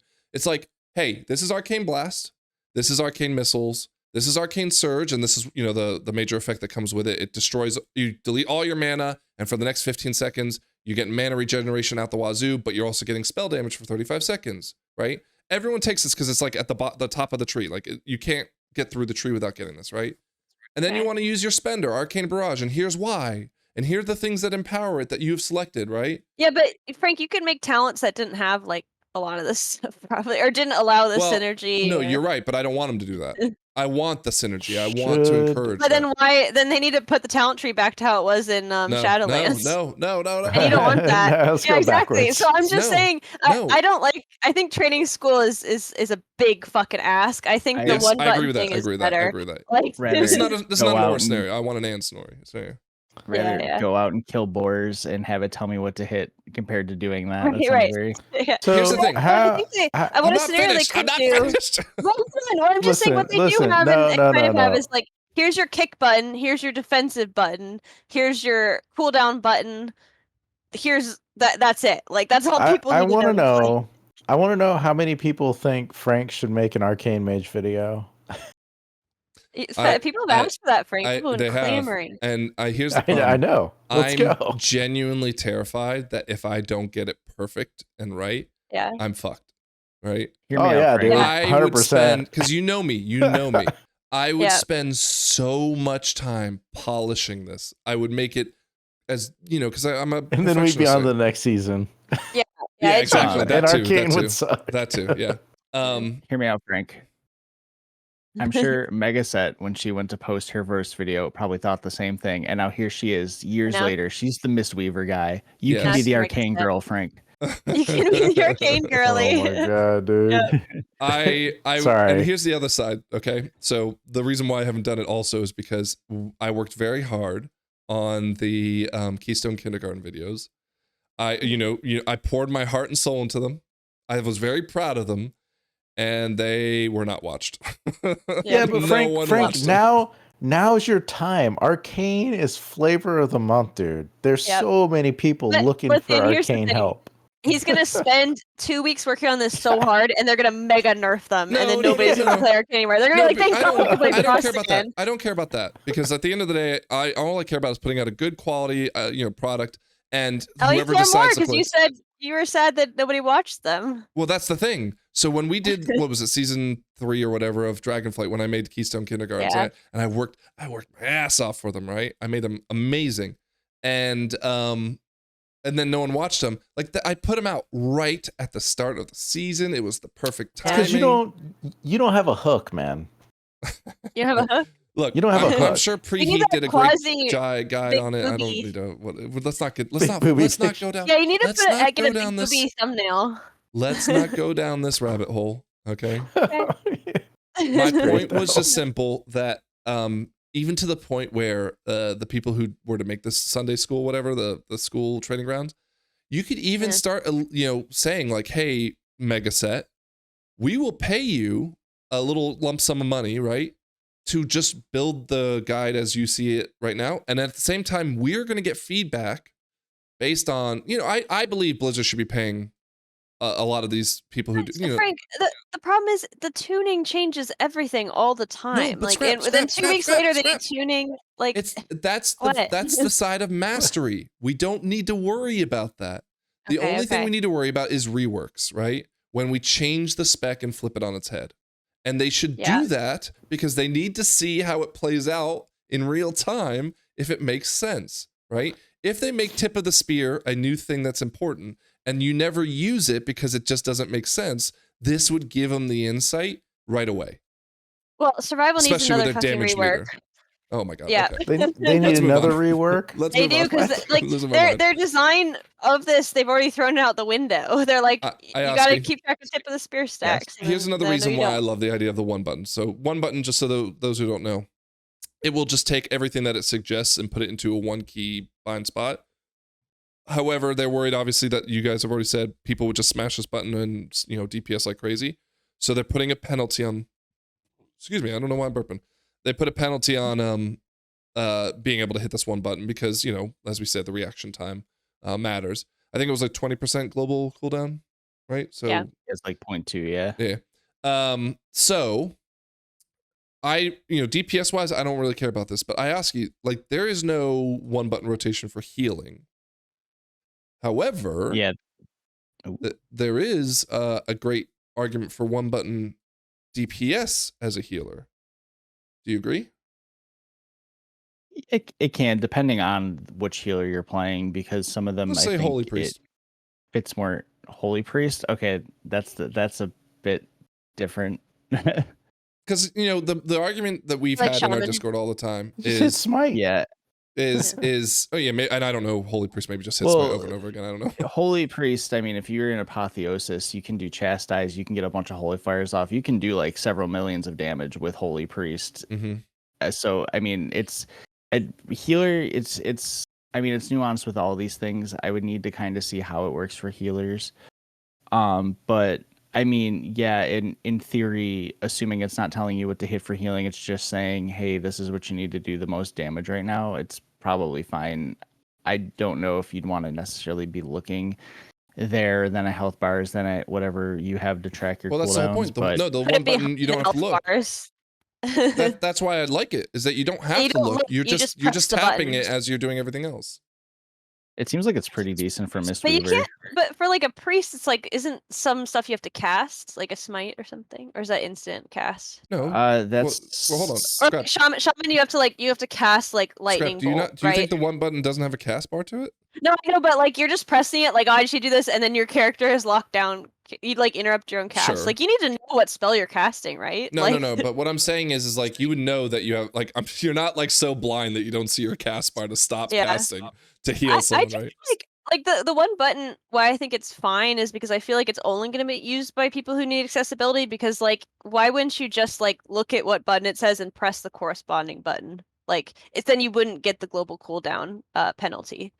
Like if you're just using the Hekili side of it of like taking the suggestion. So the idea could be, let's say you're someone who is doing a raid and you don't want to have to focus on what buttons you're hitting while you're trying to do mechanics. That's something that people have brought up. Yeah, I you know, said you that. I could said that's cool. Just hit your one button and then just do mechanics and still be doing decent damage.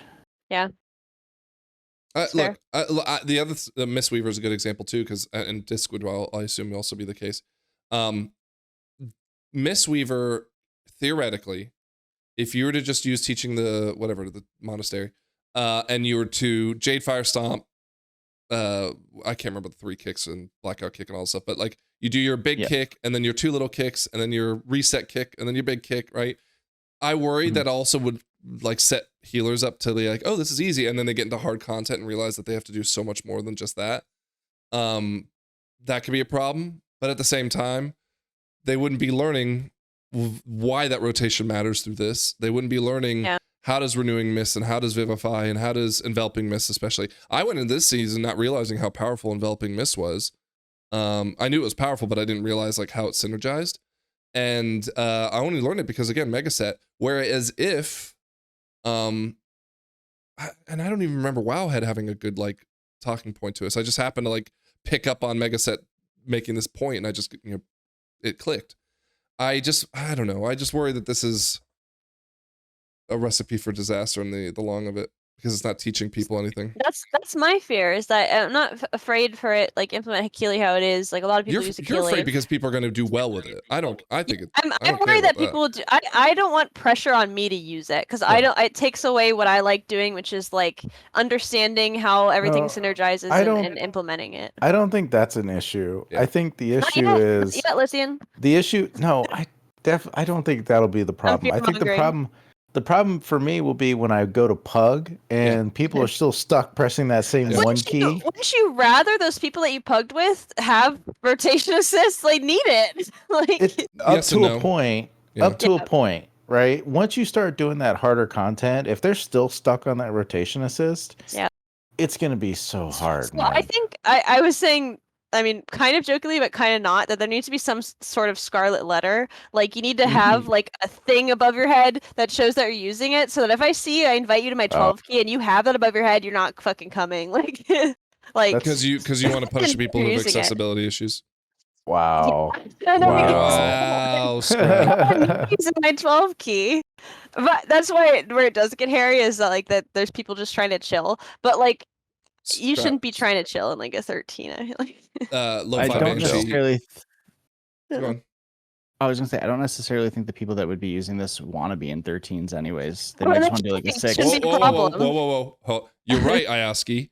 And then there'll be the 5% people who are so fucking vocal on the goddamn boards, and they'll be sitting there going like, "Oh, why am I not? You know, why?" Again, it's the same shit we always hear.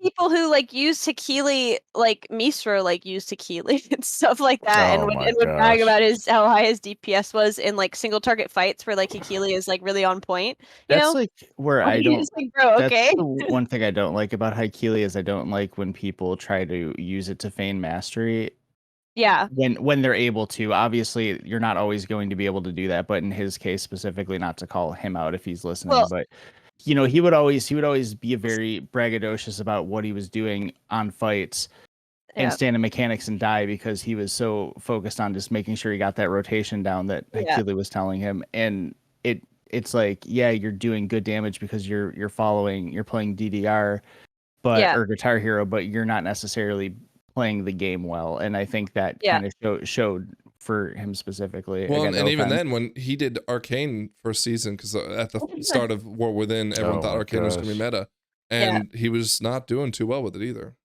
Well, that's Mhm. because Hekili doesn't work for Arcane, as you showed, like, very well. And maybe it worked for whatever Demonology Warlock. But yeah, he would literally, like, switch whatever spec, like, between his 3 Warlock specs for certain keys. It's like, oh, Affliction's better in this key, and this is better in that key. He didn't need to know how to play it. I mean, I think he did know how to play it in some regards, but, like, he didn't need to. He could just switch to whatever the best thing is. And that is where my fear-mongering comes from. Like, because I don't want that to be the case. But I think most people, if they're just using it either innocently to learn, or if they're just using it because they just need it because they're not going to be able to do that damage otherwise, and they want to play with their friends, then I think it's totally fine. As Just long don't as be a they're dick about it. Yeah, as long as they align That's the with hard the part. philosophy. Yeah. Don't be a dick about it. Well, that's good training also, is they need to learn that people in the community are going to be assholes about stuff like that. Oh my That'll help gosh. them out. All right, But I don't know. I know there's we gotta keep keep this show on the rolling. road. Wait, because, is there more? Fuck. There is more. Yeah, we can move through it quickly though. Okay. One thing I Yeah. did want to call out because it slid under the radar was this new idea of what do they call it? Not lore, I guess Lorewalking. It's called Lorewalking, and what happens is they are introducing 3 sets of quests, right, that are available and apparently repeatable for leveling. Okay, I think you can do them at max level too, but they're for leveling. Oh. And they are meant to be a collection, and it seems to be like not catered, what's the, fine-tuned to tell you a story about something big out of the Warcraft lore. So the Yes, 3 that I love this. so the And it 3 that seems they like they're- have, go on, sorry.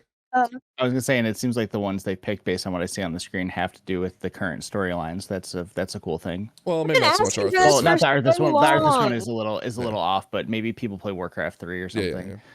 Oh, It makes sense that they would do this as one of their big ones, right? Yeah. yeah. So Scrap, Well, I mean, that's like one of their best stories, so they're putting their best foot forward. these two weren't here for that conversation where we talked about how we rebuild leveling, right? Yeah, But, we took this idea straight from us. well, no, I think they even did it better, right? Because They did better. we talked about this idea of like curating an expansion, right? And making it so it's stream. But this is actually like bite size. Hey, let's talk about ethereals. Let's talk about Zalteth. Let's talk about Arthas. Let's talk about Illidan. I don't know how long they've taken. It doesn't seem like it's too long. Like there's 3 main parts to the Zalteth storyline where you see her from, I think, Legion. Yeah, when you see her like being found by priests. She has a knife. Yeah. So you play as a priest finding her as your artifact weapon. Yeah. Then you see her in BFA where she's like working with N'Zoth and all that. And then there's even a new quest where you see where she gets put into the blade. I won't spoil any more than that. So that's even like more story. Yeah, right. content. You're getting more Cool. stuff. People have been really happy when they played this on the PTR. When is it coming out? It's 7.7. Yeah, right. I'm so excited. And who knows? Maybe they add more into the PTR that we just don't know about. It's coming yet. But like, imagine a player coming in level 10 because it doesn't open up until level 10. And then saying, okay, I want the greatest hits. Tell me about Arthas. Tell me about Zalteth. Tell me about, whoever. Tell me about Thrall. How many people could be covered in this?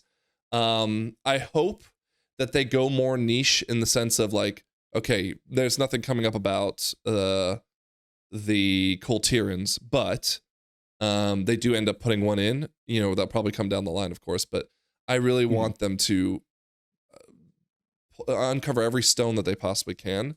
And so obviously it sounds like you really like this. Lithian and I ask you weren't okay. Sorry. Oh, sorry. I was just saying just one sentence. This makes me so excited about playing WoW in general. Like, this makes me want to check these out, level a character. Like I said before, I feel like questing got ruined by Cataclysm Quest Helper, but like this is like let's make questing about the story. So it's not just go here to there to wherever. It's like where you're gonna get a nice story out of it, and so I'm so excited about this. I'm really excited. Yeah.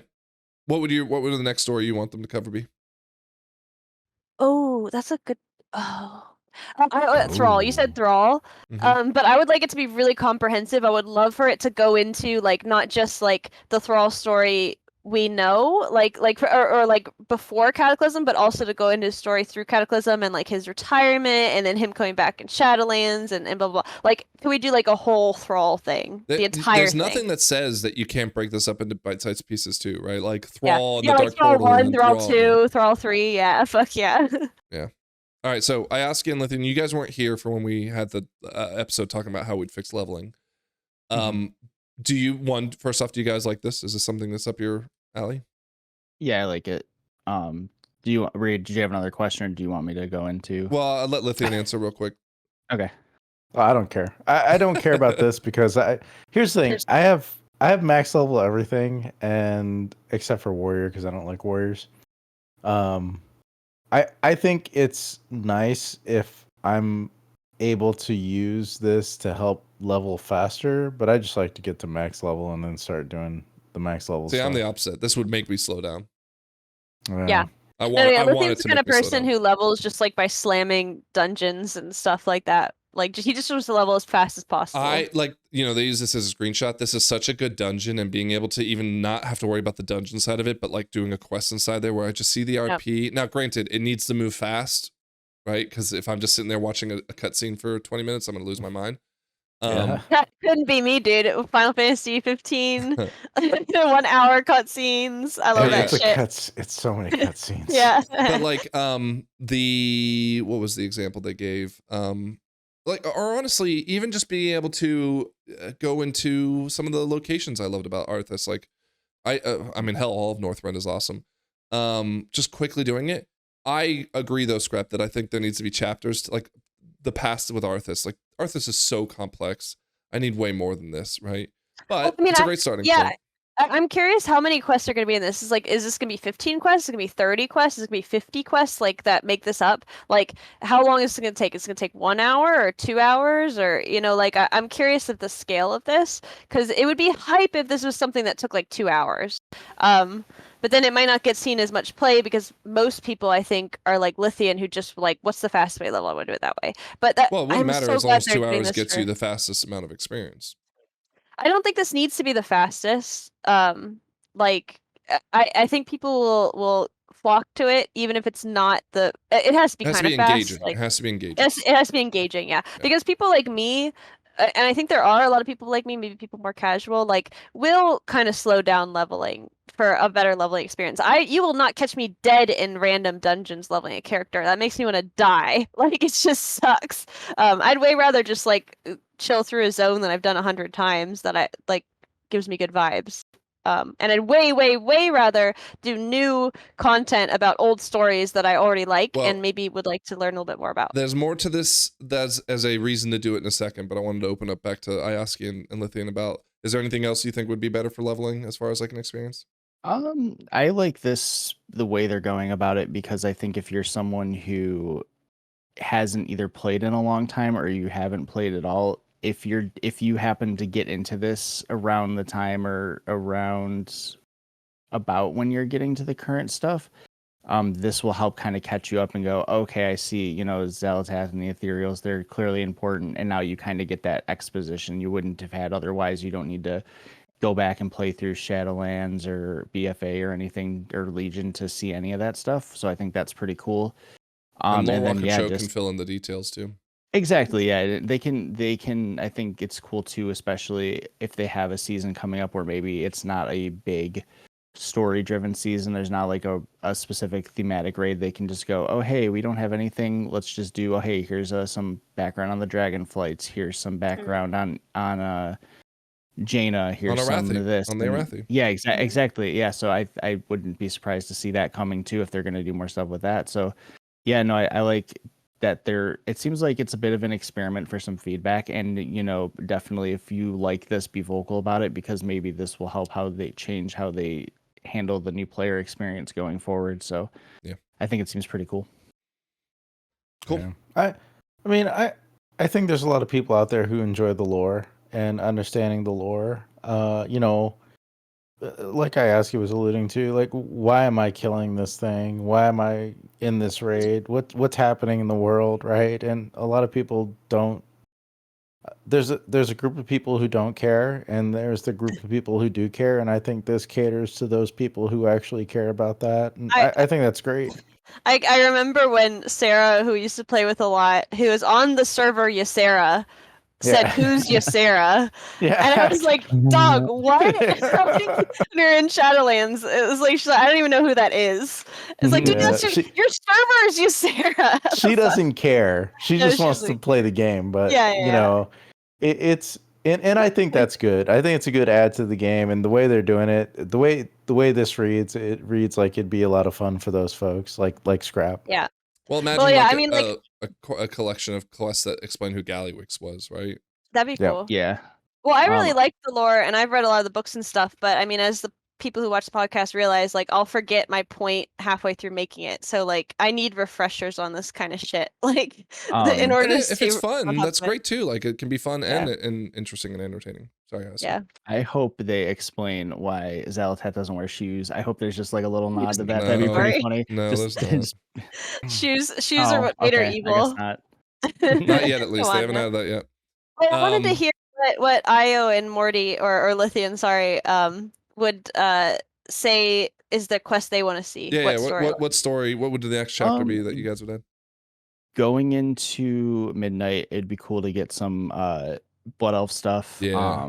For like the Sunwell, all that stuff. Just give me a scenario around the Sunwell. No one saw that raid. Yeah, exactly. The Sunwell. Do some stuff with like Sylvanas before her family was killed by Arthas invading. You could do a lot of cool stuff with that. Maybe Kel'Thas, like getting corrupted by the Legion.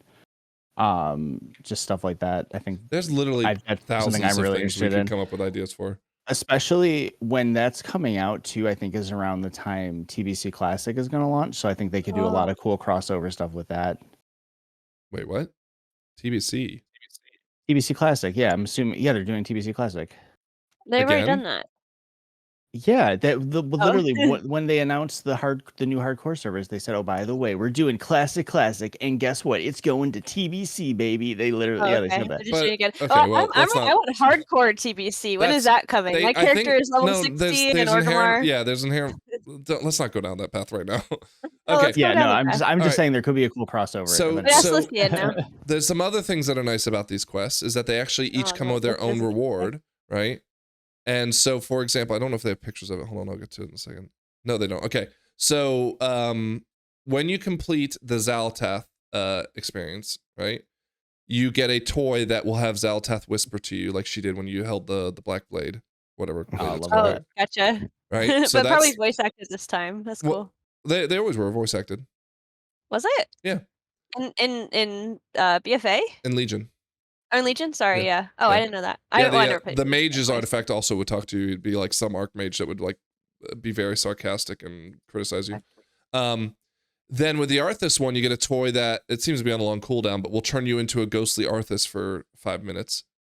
Cool. And the Ethereal's one, oh shit, I can't remember it. It was another one that was just like the Arthas one, but it came with another. I can't remember who it is, but you turn into someone real. Oh, you turn into the Nexus Prince, the one that Locust Walker. So you turn into him for 5 minutes, right? This one, like this quest right here, I'm gonna really enjoy doing because you apparently learn a lot about Dimensius, which I think will be the last boss of the expansion. And with the Xal'atath one, you get a lot of lore dump as to who Xal'atath was in the old ancient times, right? So again, either way, awesome stuff. I think we all agree this is great, and we highly Awesome encourage stuff. Blizzard to continue to do that. Very unapplauded. Well, it seems to be getting a lot of attention now that's on the PTR, but big deal, and I think it's going to be awesome. There is also some mini events coming with that we can talk about, because it's just while we're on it, we'll talk about the trading post too. They announced that the Greedy Emissary, which I had to look up because I didn't even know what it was, but apparently it was part of like a Diablo 4 cross event. If you remember those. Yeah, I remember that. Yeah. Oh, the different colors of and all that. Of the it's T2. tier 2, Yeah. but different colors. Yeah. Cool. Yeah. Oh, the So- hunter one's sick. So of course they put the Paladin one front and center on the Yeah, post because that's the best one. I want to see the DK one because the DK one was actually fire. They have it up. It's on I another don't see page. Okay. You want me to look These for look it real good quick? though. No, you don't have to. All right. It's Well, fine. anyways, I'm sure it'll be cool. but yeah, like they look good. I mean, the Okay. textures are awesome comparatively, right? Yeah. But like, I still hate the Mage one, despite Fire Mage's. What's a might. fire? Yeah. Oh, I scrap know. the one on the left, the Death Knight one. Yeah. It's okay. It's kind of hard to see on that hunched guy. I don't know if I like the fire vibe of it. Well, It's kinda Braylon- icy Braylon's before, taking which up all is cool. the screen space. The screen Yeah, will well, say- the tier 2 hunter is like bright fucking hot pink fuchsia vibes, and so this is like I would way more likely wear this than that. It's cool that they did it on a Torrent too, so you can kind of get an idea of I know, how it that's would for look me. on you. So I can already see that I will not be wearing that helmet ever. My God. Yeah. There are other recolors out in the wild that we don't know exactly what they'll be used for yet. Like there's a Oh. green recolor of this. And so there's, it's nice. I think this is like cool. Like this would definitely engage me with the Greedy Emissary event that I was Ooh, definitely not. I like that monk one. The red. Yeah, and the black monk one is- one's pretty yeah, the sick. red one. No, the Cool. green one is still way stellar. The green one's better, but I mean, you'd still want both for different. I'm moods. definitely gonna get it, of course. Yeah. Yeah. Different Um, moods. Yeah. Also, Scrap Yep. added, and I think Roar already told you about this. I don't know if you paid attention. that Yeah, I was trying to there's- give it to Scratch attention. The What? Pirate Yeah, so Dragon mount. there's a new. How do you get that? I know. I really want that. So they're adding Battle for Azeroth time walking now. okay. And Yes. this will Oh my be god, I love something her. you buy as a result She's of like that. is it Tazavesh, the boss in it? Was Yeah. a time walking pirate. Is this I not? have always loved her. So first off, here the Scrap. Look at this. These are the dungeons coming back. Bum bum bum. Love it. Temple Sethralis. Yeah. and King's fuck Rest. Yeah. King's Rest. Um, Those are my two like number one desires for a season at Mythic Plus.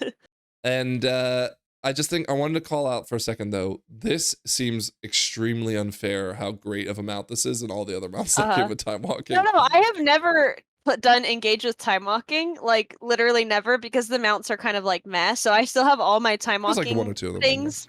Yeah, like what are the little time walking rewards, time walking coins Quest or whatever? badges, whatever. Like Yeah. I end up with them because people like I get roped into doing it every fucking once in a blue moon, and I've never spent one because none of the mounts are cool. They are all fucking going to this mount. This mount is fucking awesome, and it's one you buy, right? It's not a chance. I'm pretty sure. Yeah. I think it's the quest. It might be the Okay, the that's quest good. one. Because like if they put that on a chance, it's gonna break my soul because I'm gonna have to get it. Because I think it's like that B where you had to do like time walking 2 weeks in a row or something. That's cool. I'll do whatever they say. Jump by, say how high. Like I want that fucking pirate Yeah, dragon I so love- much. It's gonna be a chance. Better not You be a just have to do chance. them all. Yeah. Gonna You break gotta my do 'em all. life. Dragon mount, so having Yeah, a it does look cool like dragon, it's a quest one. Yeah. Scrap. another um, cool dragon. I'm all easy. for it, especially for people who love pirates, like Scrap. I know. So I do collect you- all the pirate stuff. So then the question is, do you think this is just like a one time when they launch it? It'll be like a unique, not unique, but like a somewhat rare I would mount. be surprised if that's the case. I mean, when you still yeah, get I that don't know. B, the time B, the time walking. I B, don't think so. No. Then maybe. Oh well, but then I'm maybe gonna you can get get that it again in the shit. future. Oh yeah, maybe. okay. That's it. This is the turbulent time ways amount. Yeah. Oh. Ayo, Okay. just Yeah. please, I need your help on this. Just at me like 1,000 times. Don't when worry, this is Scrap. available, so I don't forget. 16 people on our. I fucking added Discord you will a ally lot you. already, and I don't even. No, I but didn't even know I'll you see saw it. I don't always I didn't know respond. you No, saw I it. saw it. I was Scrap. like, that's sick in my head. I didn't respond. Trading post. I'm not gonna add you. The first. Oh my god. Let me tell you guys Customizable about pet. let me tell you guys about the trading post. This is one of the best fucking trading posts of all time this month. I am struggling on spending my coins. Why? Why Yeah, is Because that there's so cool? many They got good shit. Tyvon. Like what? Yeah, They've got the the Tyvons- Hedgehog. The hedgehog is great. I'm saving my coins on the hedgehog because I'm hoping for a Rocket recolor. chicken. The rocket chicken we love. The Tybon is only 300 for like a different color of a Tybon. You got to get that. Scroll back up. The fox and the raccoon hoodies. Dude, You know I bought both those shits. I'm really looking for the wolf one, but I'll wait. But I I'm still bought impressed those. by the fox slut mugs I've been seeing. Slut mugs. Just like no other clothes, just the fox hoodie. Yeah. Then you got the Ninja Turtles. You got a lot of cool weapons, dude. Sweet. Yeah, there's a lot of cool Death Knight weapons. It's like they got great mounts, Ninja great Turtles. weapons, great transmog. Yeah, they got all the Ninja Turtle set. The Ninja Turtle stuff, like, is that just something they just came out and said, "Hey, we're gonna throw this into a reference," or is that something that's already in the game? I don't know. They were just like, you want to be a Ninja Turtle, you fucking go. Yeah, I'm just curious. I didn't know if there's like a licensing thing. Or Next week, I'm gonna look like a Power Ranger. Dude, you can already do that if you wear the warrior set to season 2 Dragonflight is Power Ranger. Dude, so good.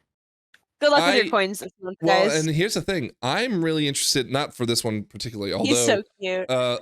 Friend of the podcast, Leo, got a new dog. Looks a little bit like this. Oh, wait, but his old dog, Rocky, looked like the black and tan one. Isn't there a black and tan one? I remember seeing something in the files. With, there it is. Yeah, that looks like Rocky. Yeah. Wait, can you see what he looks like? Like in the dragon flying area where you can change your dragon flying mount. Is that where you change this? They haven't indicated. There's a vendor. Oh, a vendor. Okay, cool. There's a person. Yeah. That hedgehog is chunkier than you can change them in the pet grooming station, wherever that is. Okay, that's awesome. Yeah, I want more of these. Like, I love that. I love Chihuahuas, even though I don't have a Chihuahua because my husband hates them. I want my mini Diablo to be able to wear a shark head. That's all I'm asking for. You want to be able to put it on a mini Diablo. It'd be cool if some ones that people really like some very classic ones like the Onyxia or something that they get just like little things. Shark heads. We're at 2 hours.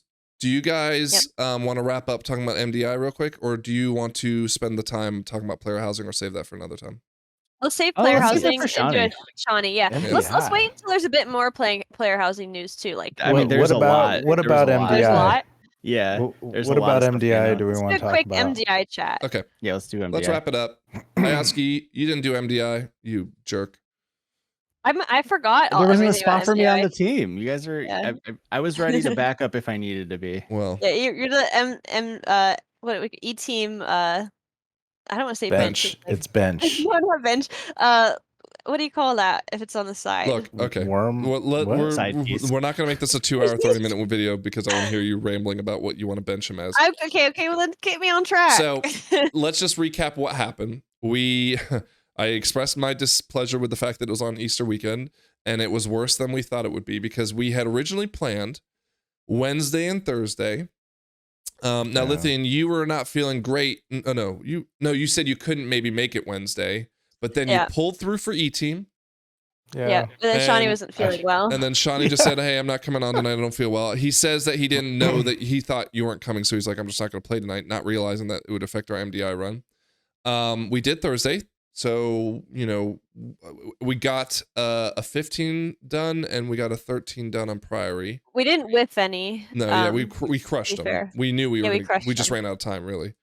Yeah. I'll come back to that in a second. And then we said, okay, well, cool. We actually thought we had a shot at that. At the time, we were ranked like 26 and you need to be top 24. I knew obviously it was going to keep growing because it was early in the week. But we finished at 66, which made me sad. Because Sunday night, if we had one more night, we would have been able to rank. Because didn't do we anything were Friday or Saturday because of Easter. Yeah, Easter, yeah. And then Sunday, I rushed back. My tire had popped from a screw Saturday night, and so Sunday when I realized it, I was so like, oh no, I'm not going to be able to qualify for MDI. I searched high and low to find, and some dude came out to the house and filled the puncture. And I was like, okay, I can make it on time. And then, of course, Shawnee wasn't able to make it until midnight. And at that point, we all have jobs on Monday morning. Well, you and Shawnee. Not me. Yeah. But, well, actually, I think Shawnee still works on Monday. But anyways, you and I, Lithian, and Haywire had a job to do Monday. We couldn't stay up till 6 a.m. trying to qualify. And it was out of our reach at that point anyway. I think it was. So, first question. 18, 19. Yeah, we needed like 18s effectively. Yeah. Do you think we could have gotten if we really were able to put So our heart and soul into think it? we could have gotten it because you can just try it over and over and over again. Like we would have, if we literally put in hours to this, we could have lucked into timing an 18. Like no problem. Like I can't see us hitting a wall. Lucked in. I think so. Yeah, like just like we get a lucky amount of things. One, like just doing the beginning of the dungeon so many times until you get it perfect. Like I think we could have done it. But based on how we crushed the 15, like we just have the best stuff, even with our ragtime non-meta like crew, like I can't see us not crushing. I think we could have got in. We could have gotten in. We could have the 24th. So I was meta because Arcane is meta now. Yeah, you were way happily at the top of the meter the whole night. Knowing what we know now and that there's $1,000 that would have been on the line for us to, would you guys, like, let's say, I know you obviously don't know a lot of classes, Scrap, but let's say it was like Warrior or something. Would you have focused on maybe switching to a different class, or would you still play what you wanted to play? I think that we could qualify with me playing what I wanted to play. Now if it was like oh, you could play Warrior, or like I'm gonna learn Marksman soon, like doing something like that. Like I would switch, because especially you have the best gear. But I think I would want to have done training beforehand. Like I wouldn't want to just try to figure it out there, because I'm not gonna do as good as somebody who like knows what they're doing, Mm-hmm. So like I think we should plan to do MDI next time, because I had a lot of fun. For the next season. I was and that could maybe be on the table. I was exhausted the first night, the only night we did. We stayed up kind of late.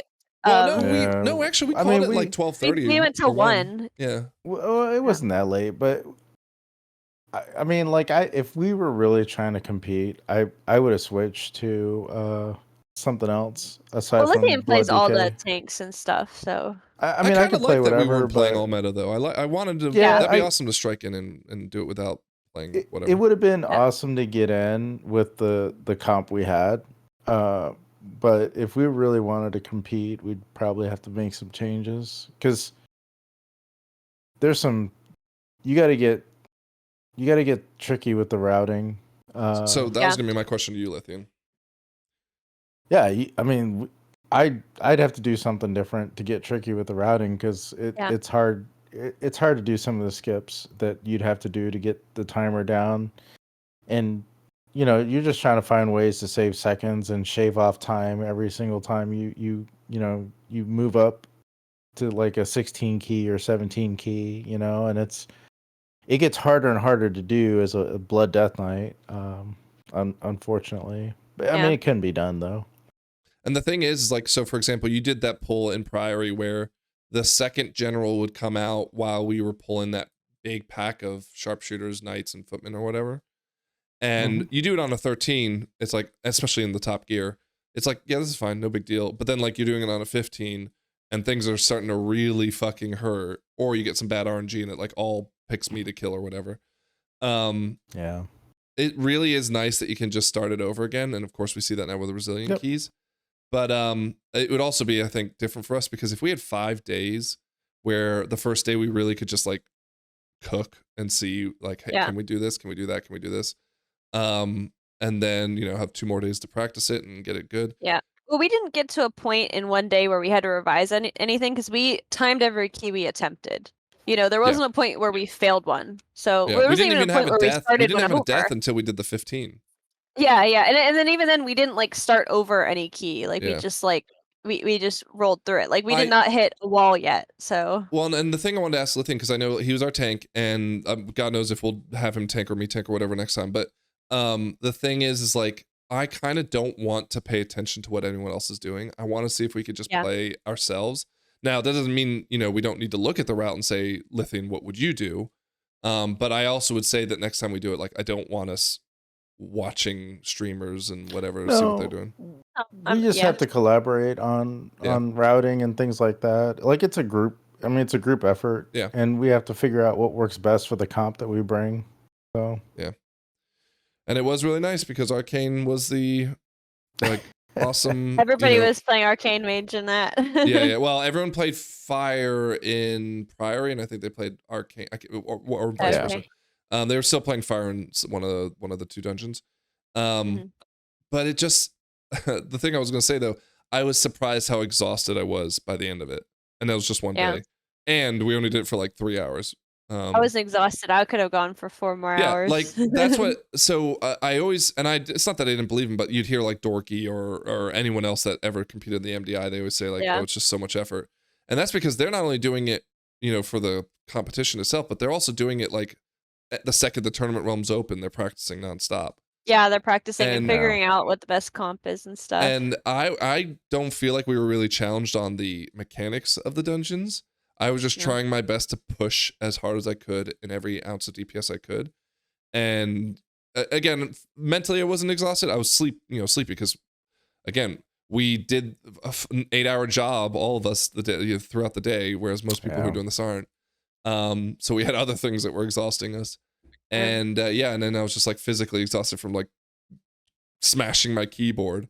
So I was genuinely surprised by that, and now I can understand and be more empathetic to everyone that would say like they don't want to do it again because how much effort, you're doing homework jail or whatever they call it. That was really eye-opening to me. Well, I feel fired up because we didn't hit the wall yet. I want to see how far we can get. I mean, 18s may have been too much, and if I knew that, I'd be like, okay, I feel like we did the best we could. I would feel more satisfied, but because we didn't get to find out how good we could do, like that's what left me being like, I want to do it again, because I want to actually see where we can get. That Monday, I was so heartbroken. I was so I know upset you were. with Yeah, it didn't work out, and that's okay. Like that's the thing is that like we could have pushed again more on Sunday, but that's when we were gonna hit the wall. Like maybe at a 17 and stuff, we'd have to revise, change routes and stuff. It wasn't just gonna be 3 more keys. It was gonna be the whole night of trying to figure out how we can get that 18 done. So it's just not possible. Yeah. Well, I asked Next you. time. I feel like you jinxed us because you rooted us on Twitter, and then you said like, let's see how far they go. And I was, no joke, Sunday night when I was going to bed, I was just saying, we didn't go anywhere. Like it We was didn't just go anywhere.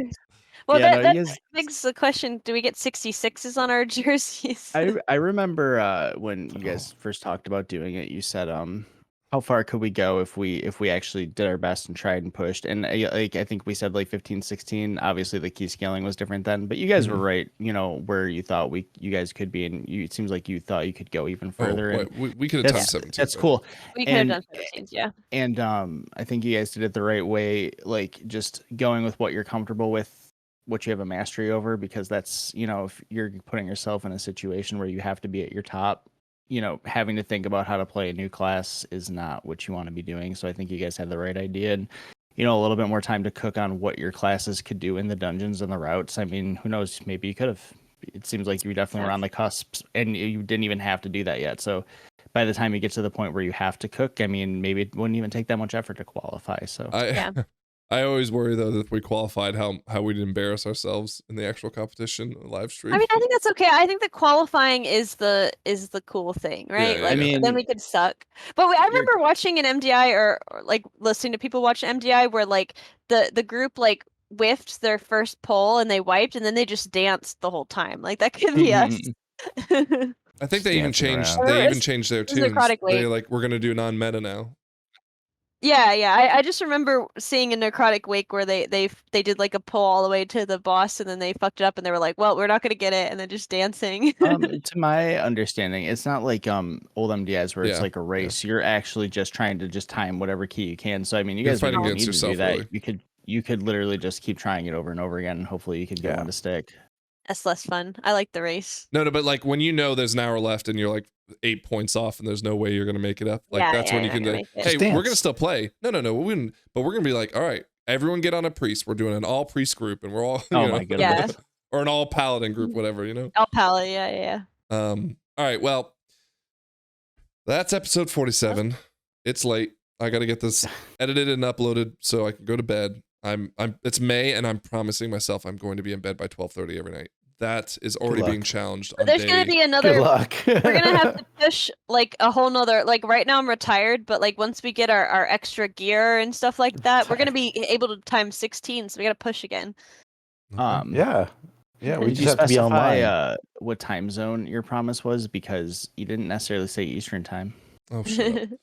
My time. That's all that matters. My My standard time. time. For the podcast, for the rest of us, please like and subscribe and comment. It does help the algorithm, and we really appreciate that because, again, we are for nonprofit, and losing $1,000 on not qualifying for the MDI hurt us. Yeah, even Yeah, if you say it mean hurts. things, we love to hear it. We need to buy Scrap a new mic because even when she doesn't have a cold, she still sounds my like mic. shit. I'm Frank. That's Ayasi. That's Scrapclaw. That's Lithian. We will see you maybe not next week. It's Mother's Day coming up. I think maybe we kind of prepare for another gap. But of course, if they have some insane news, we'll come back for an episode. We'll find a way to make it work. Yeah. Yeah, for sure. But until then, we love y'all and we'll see you later. Take care. Peace.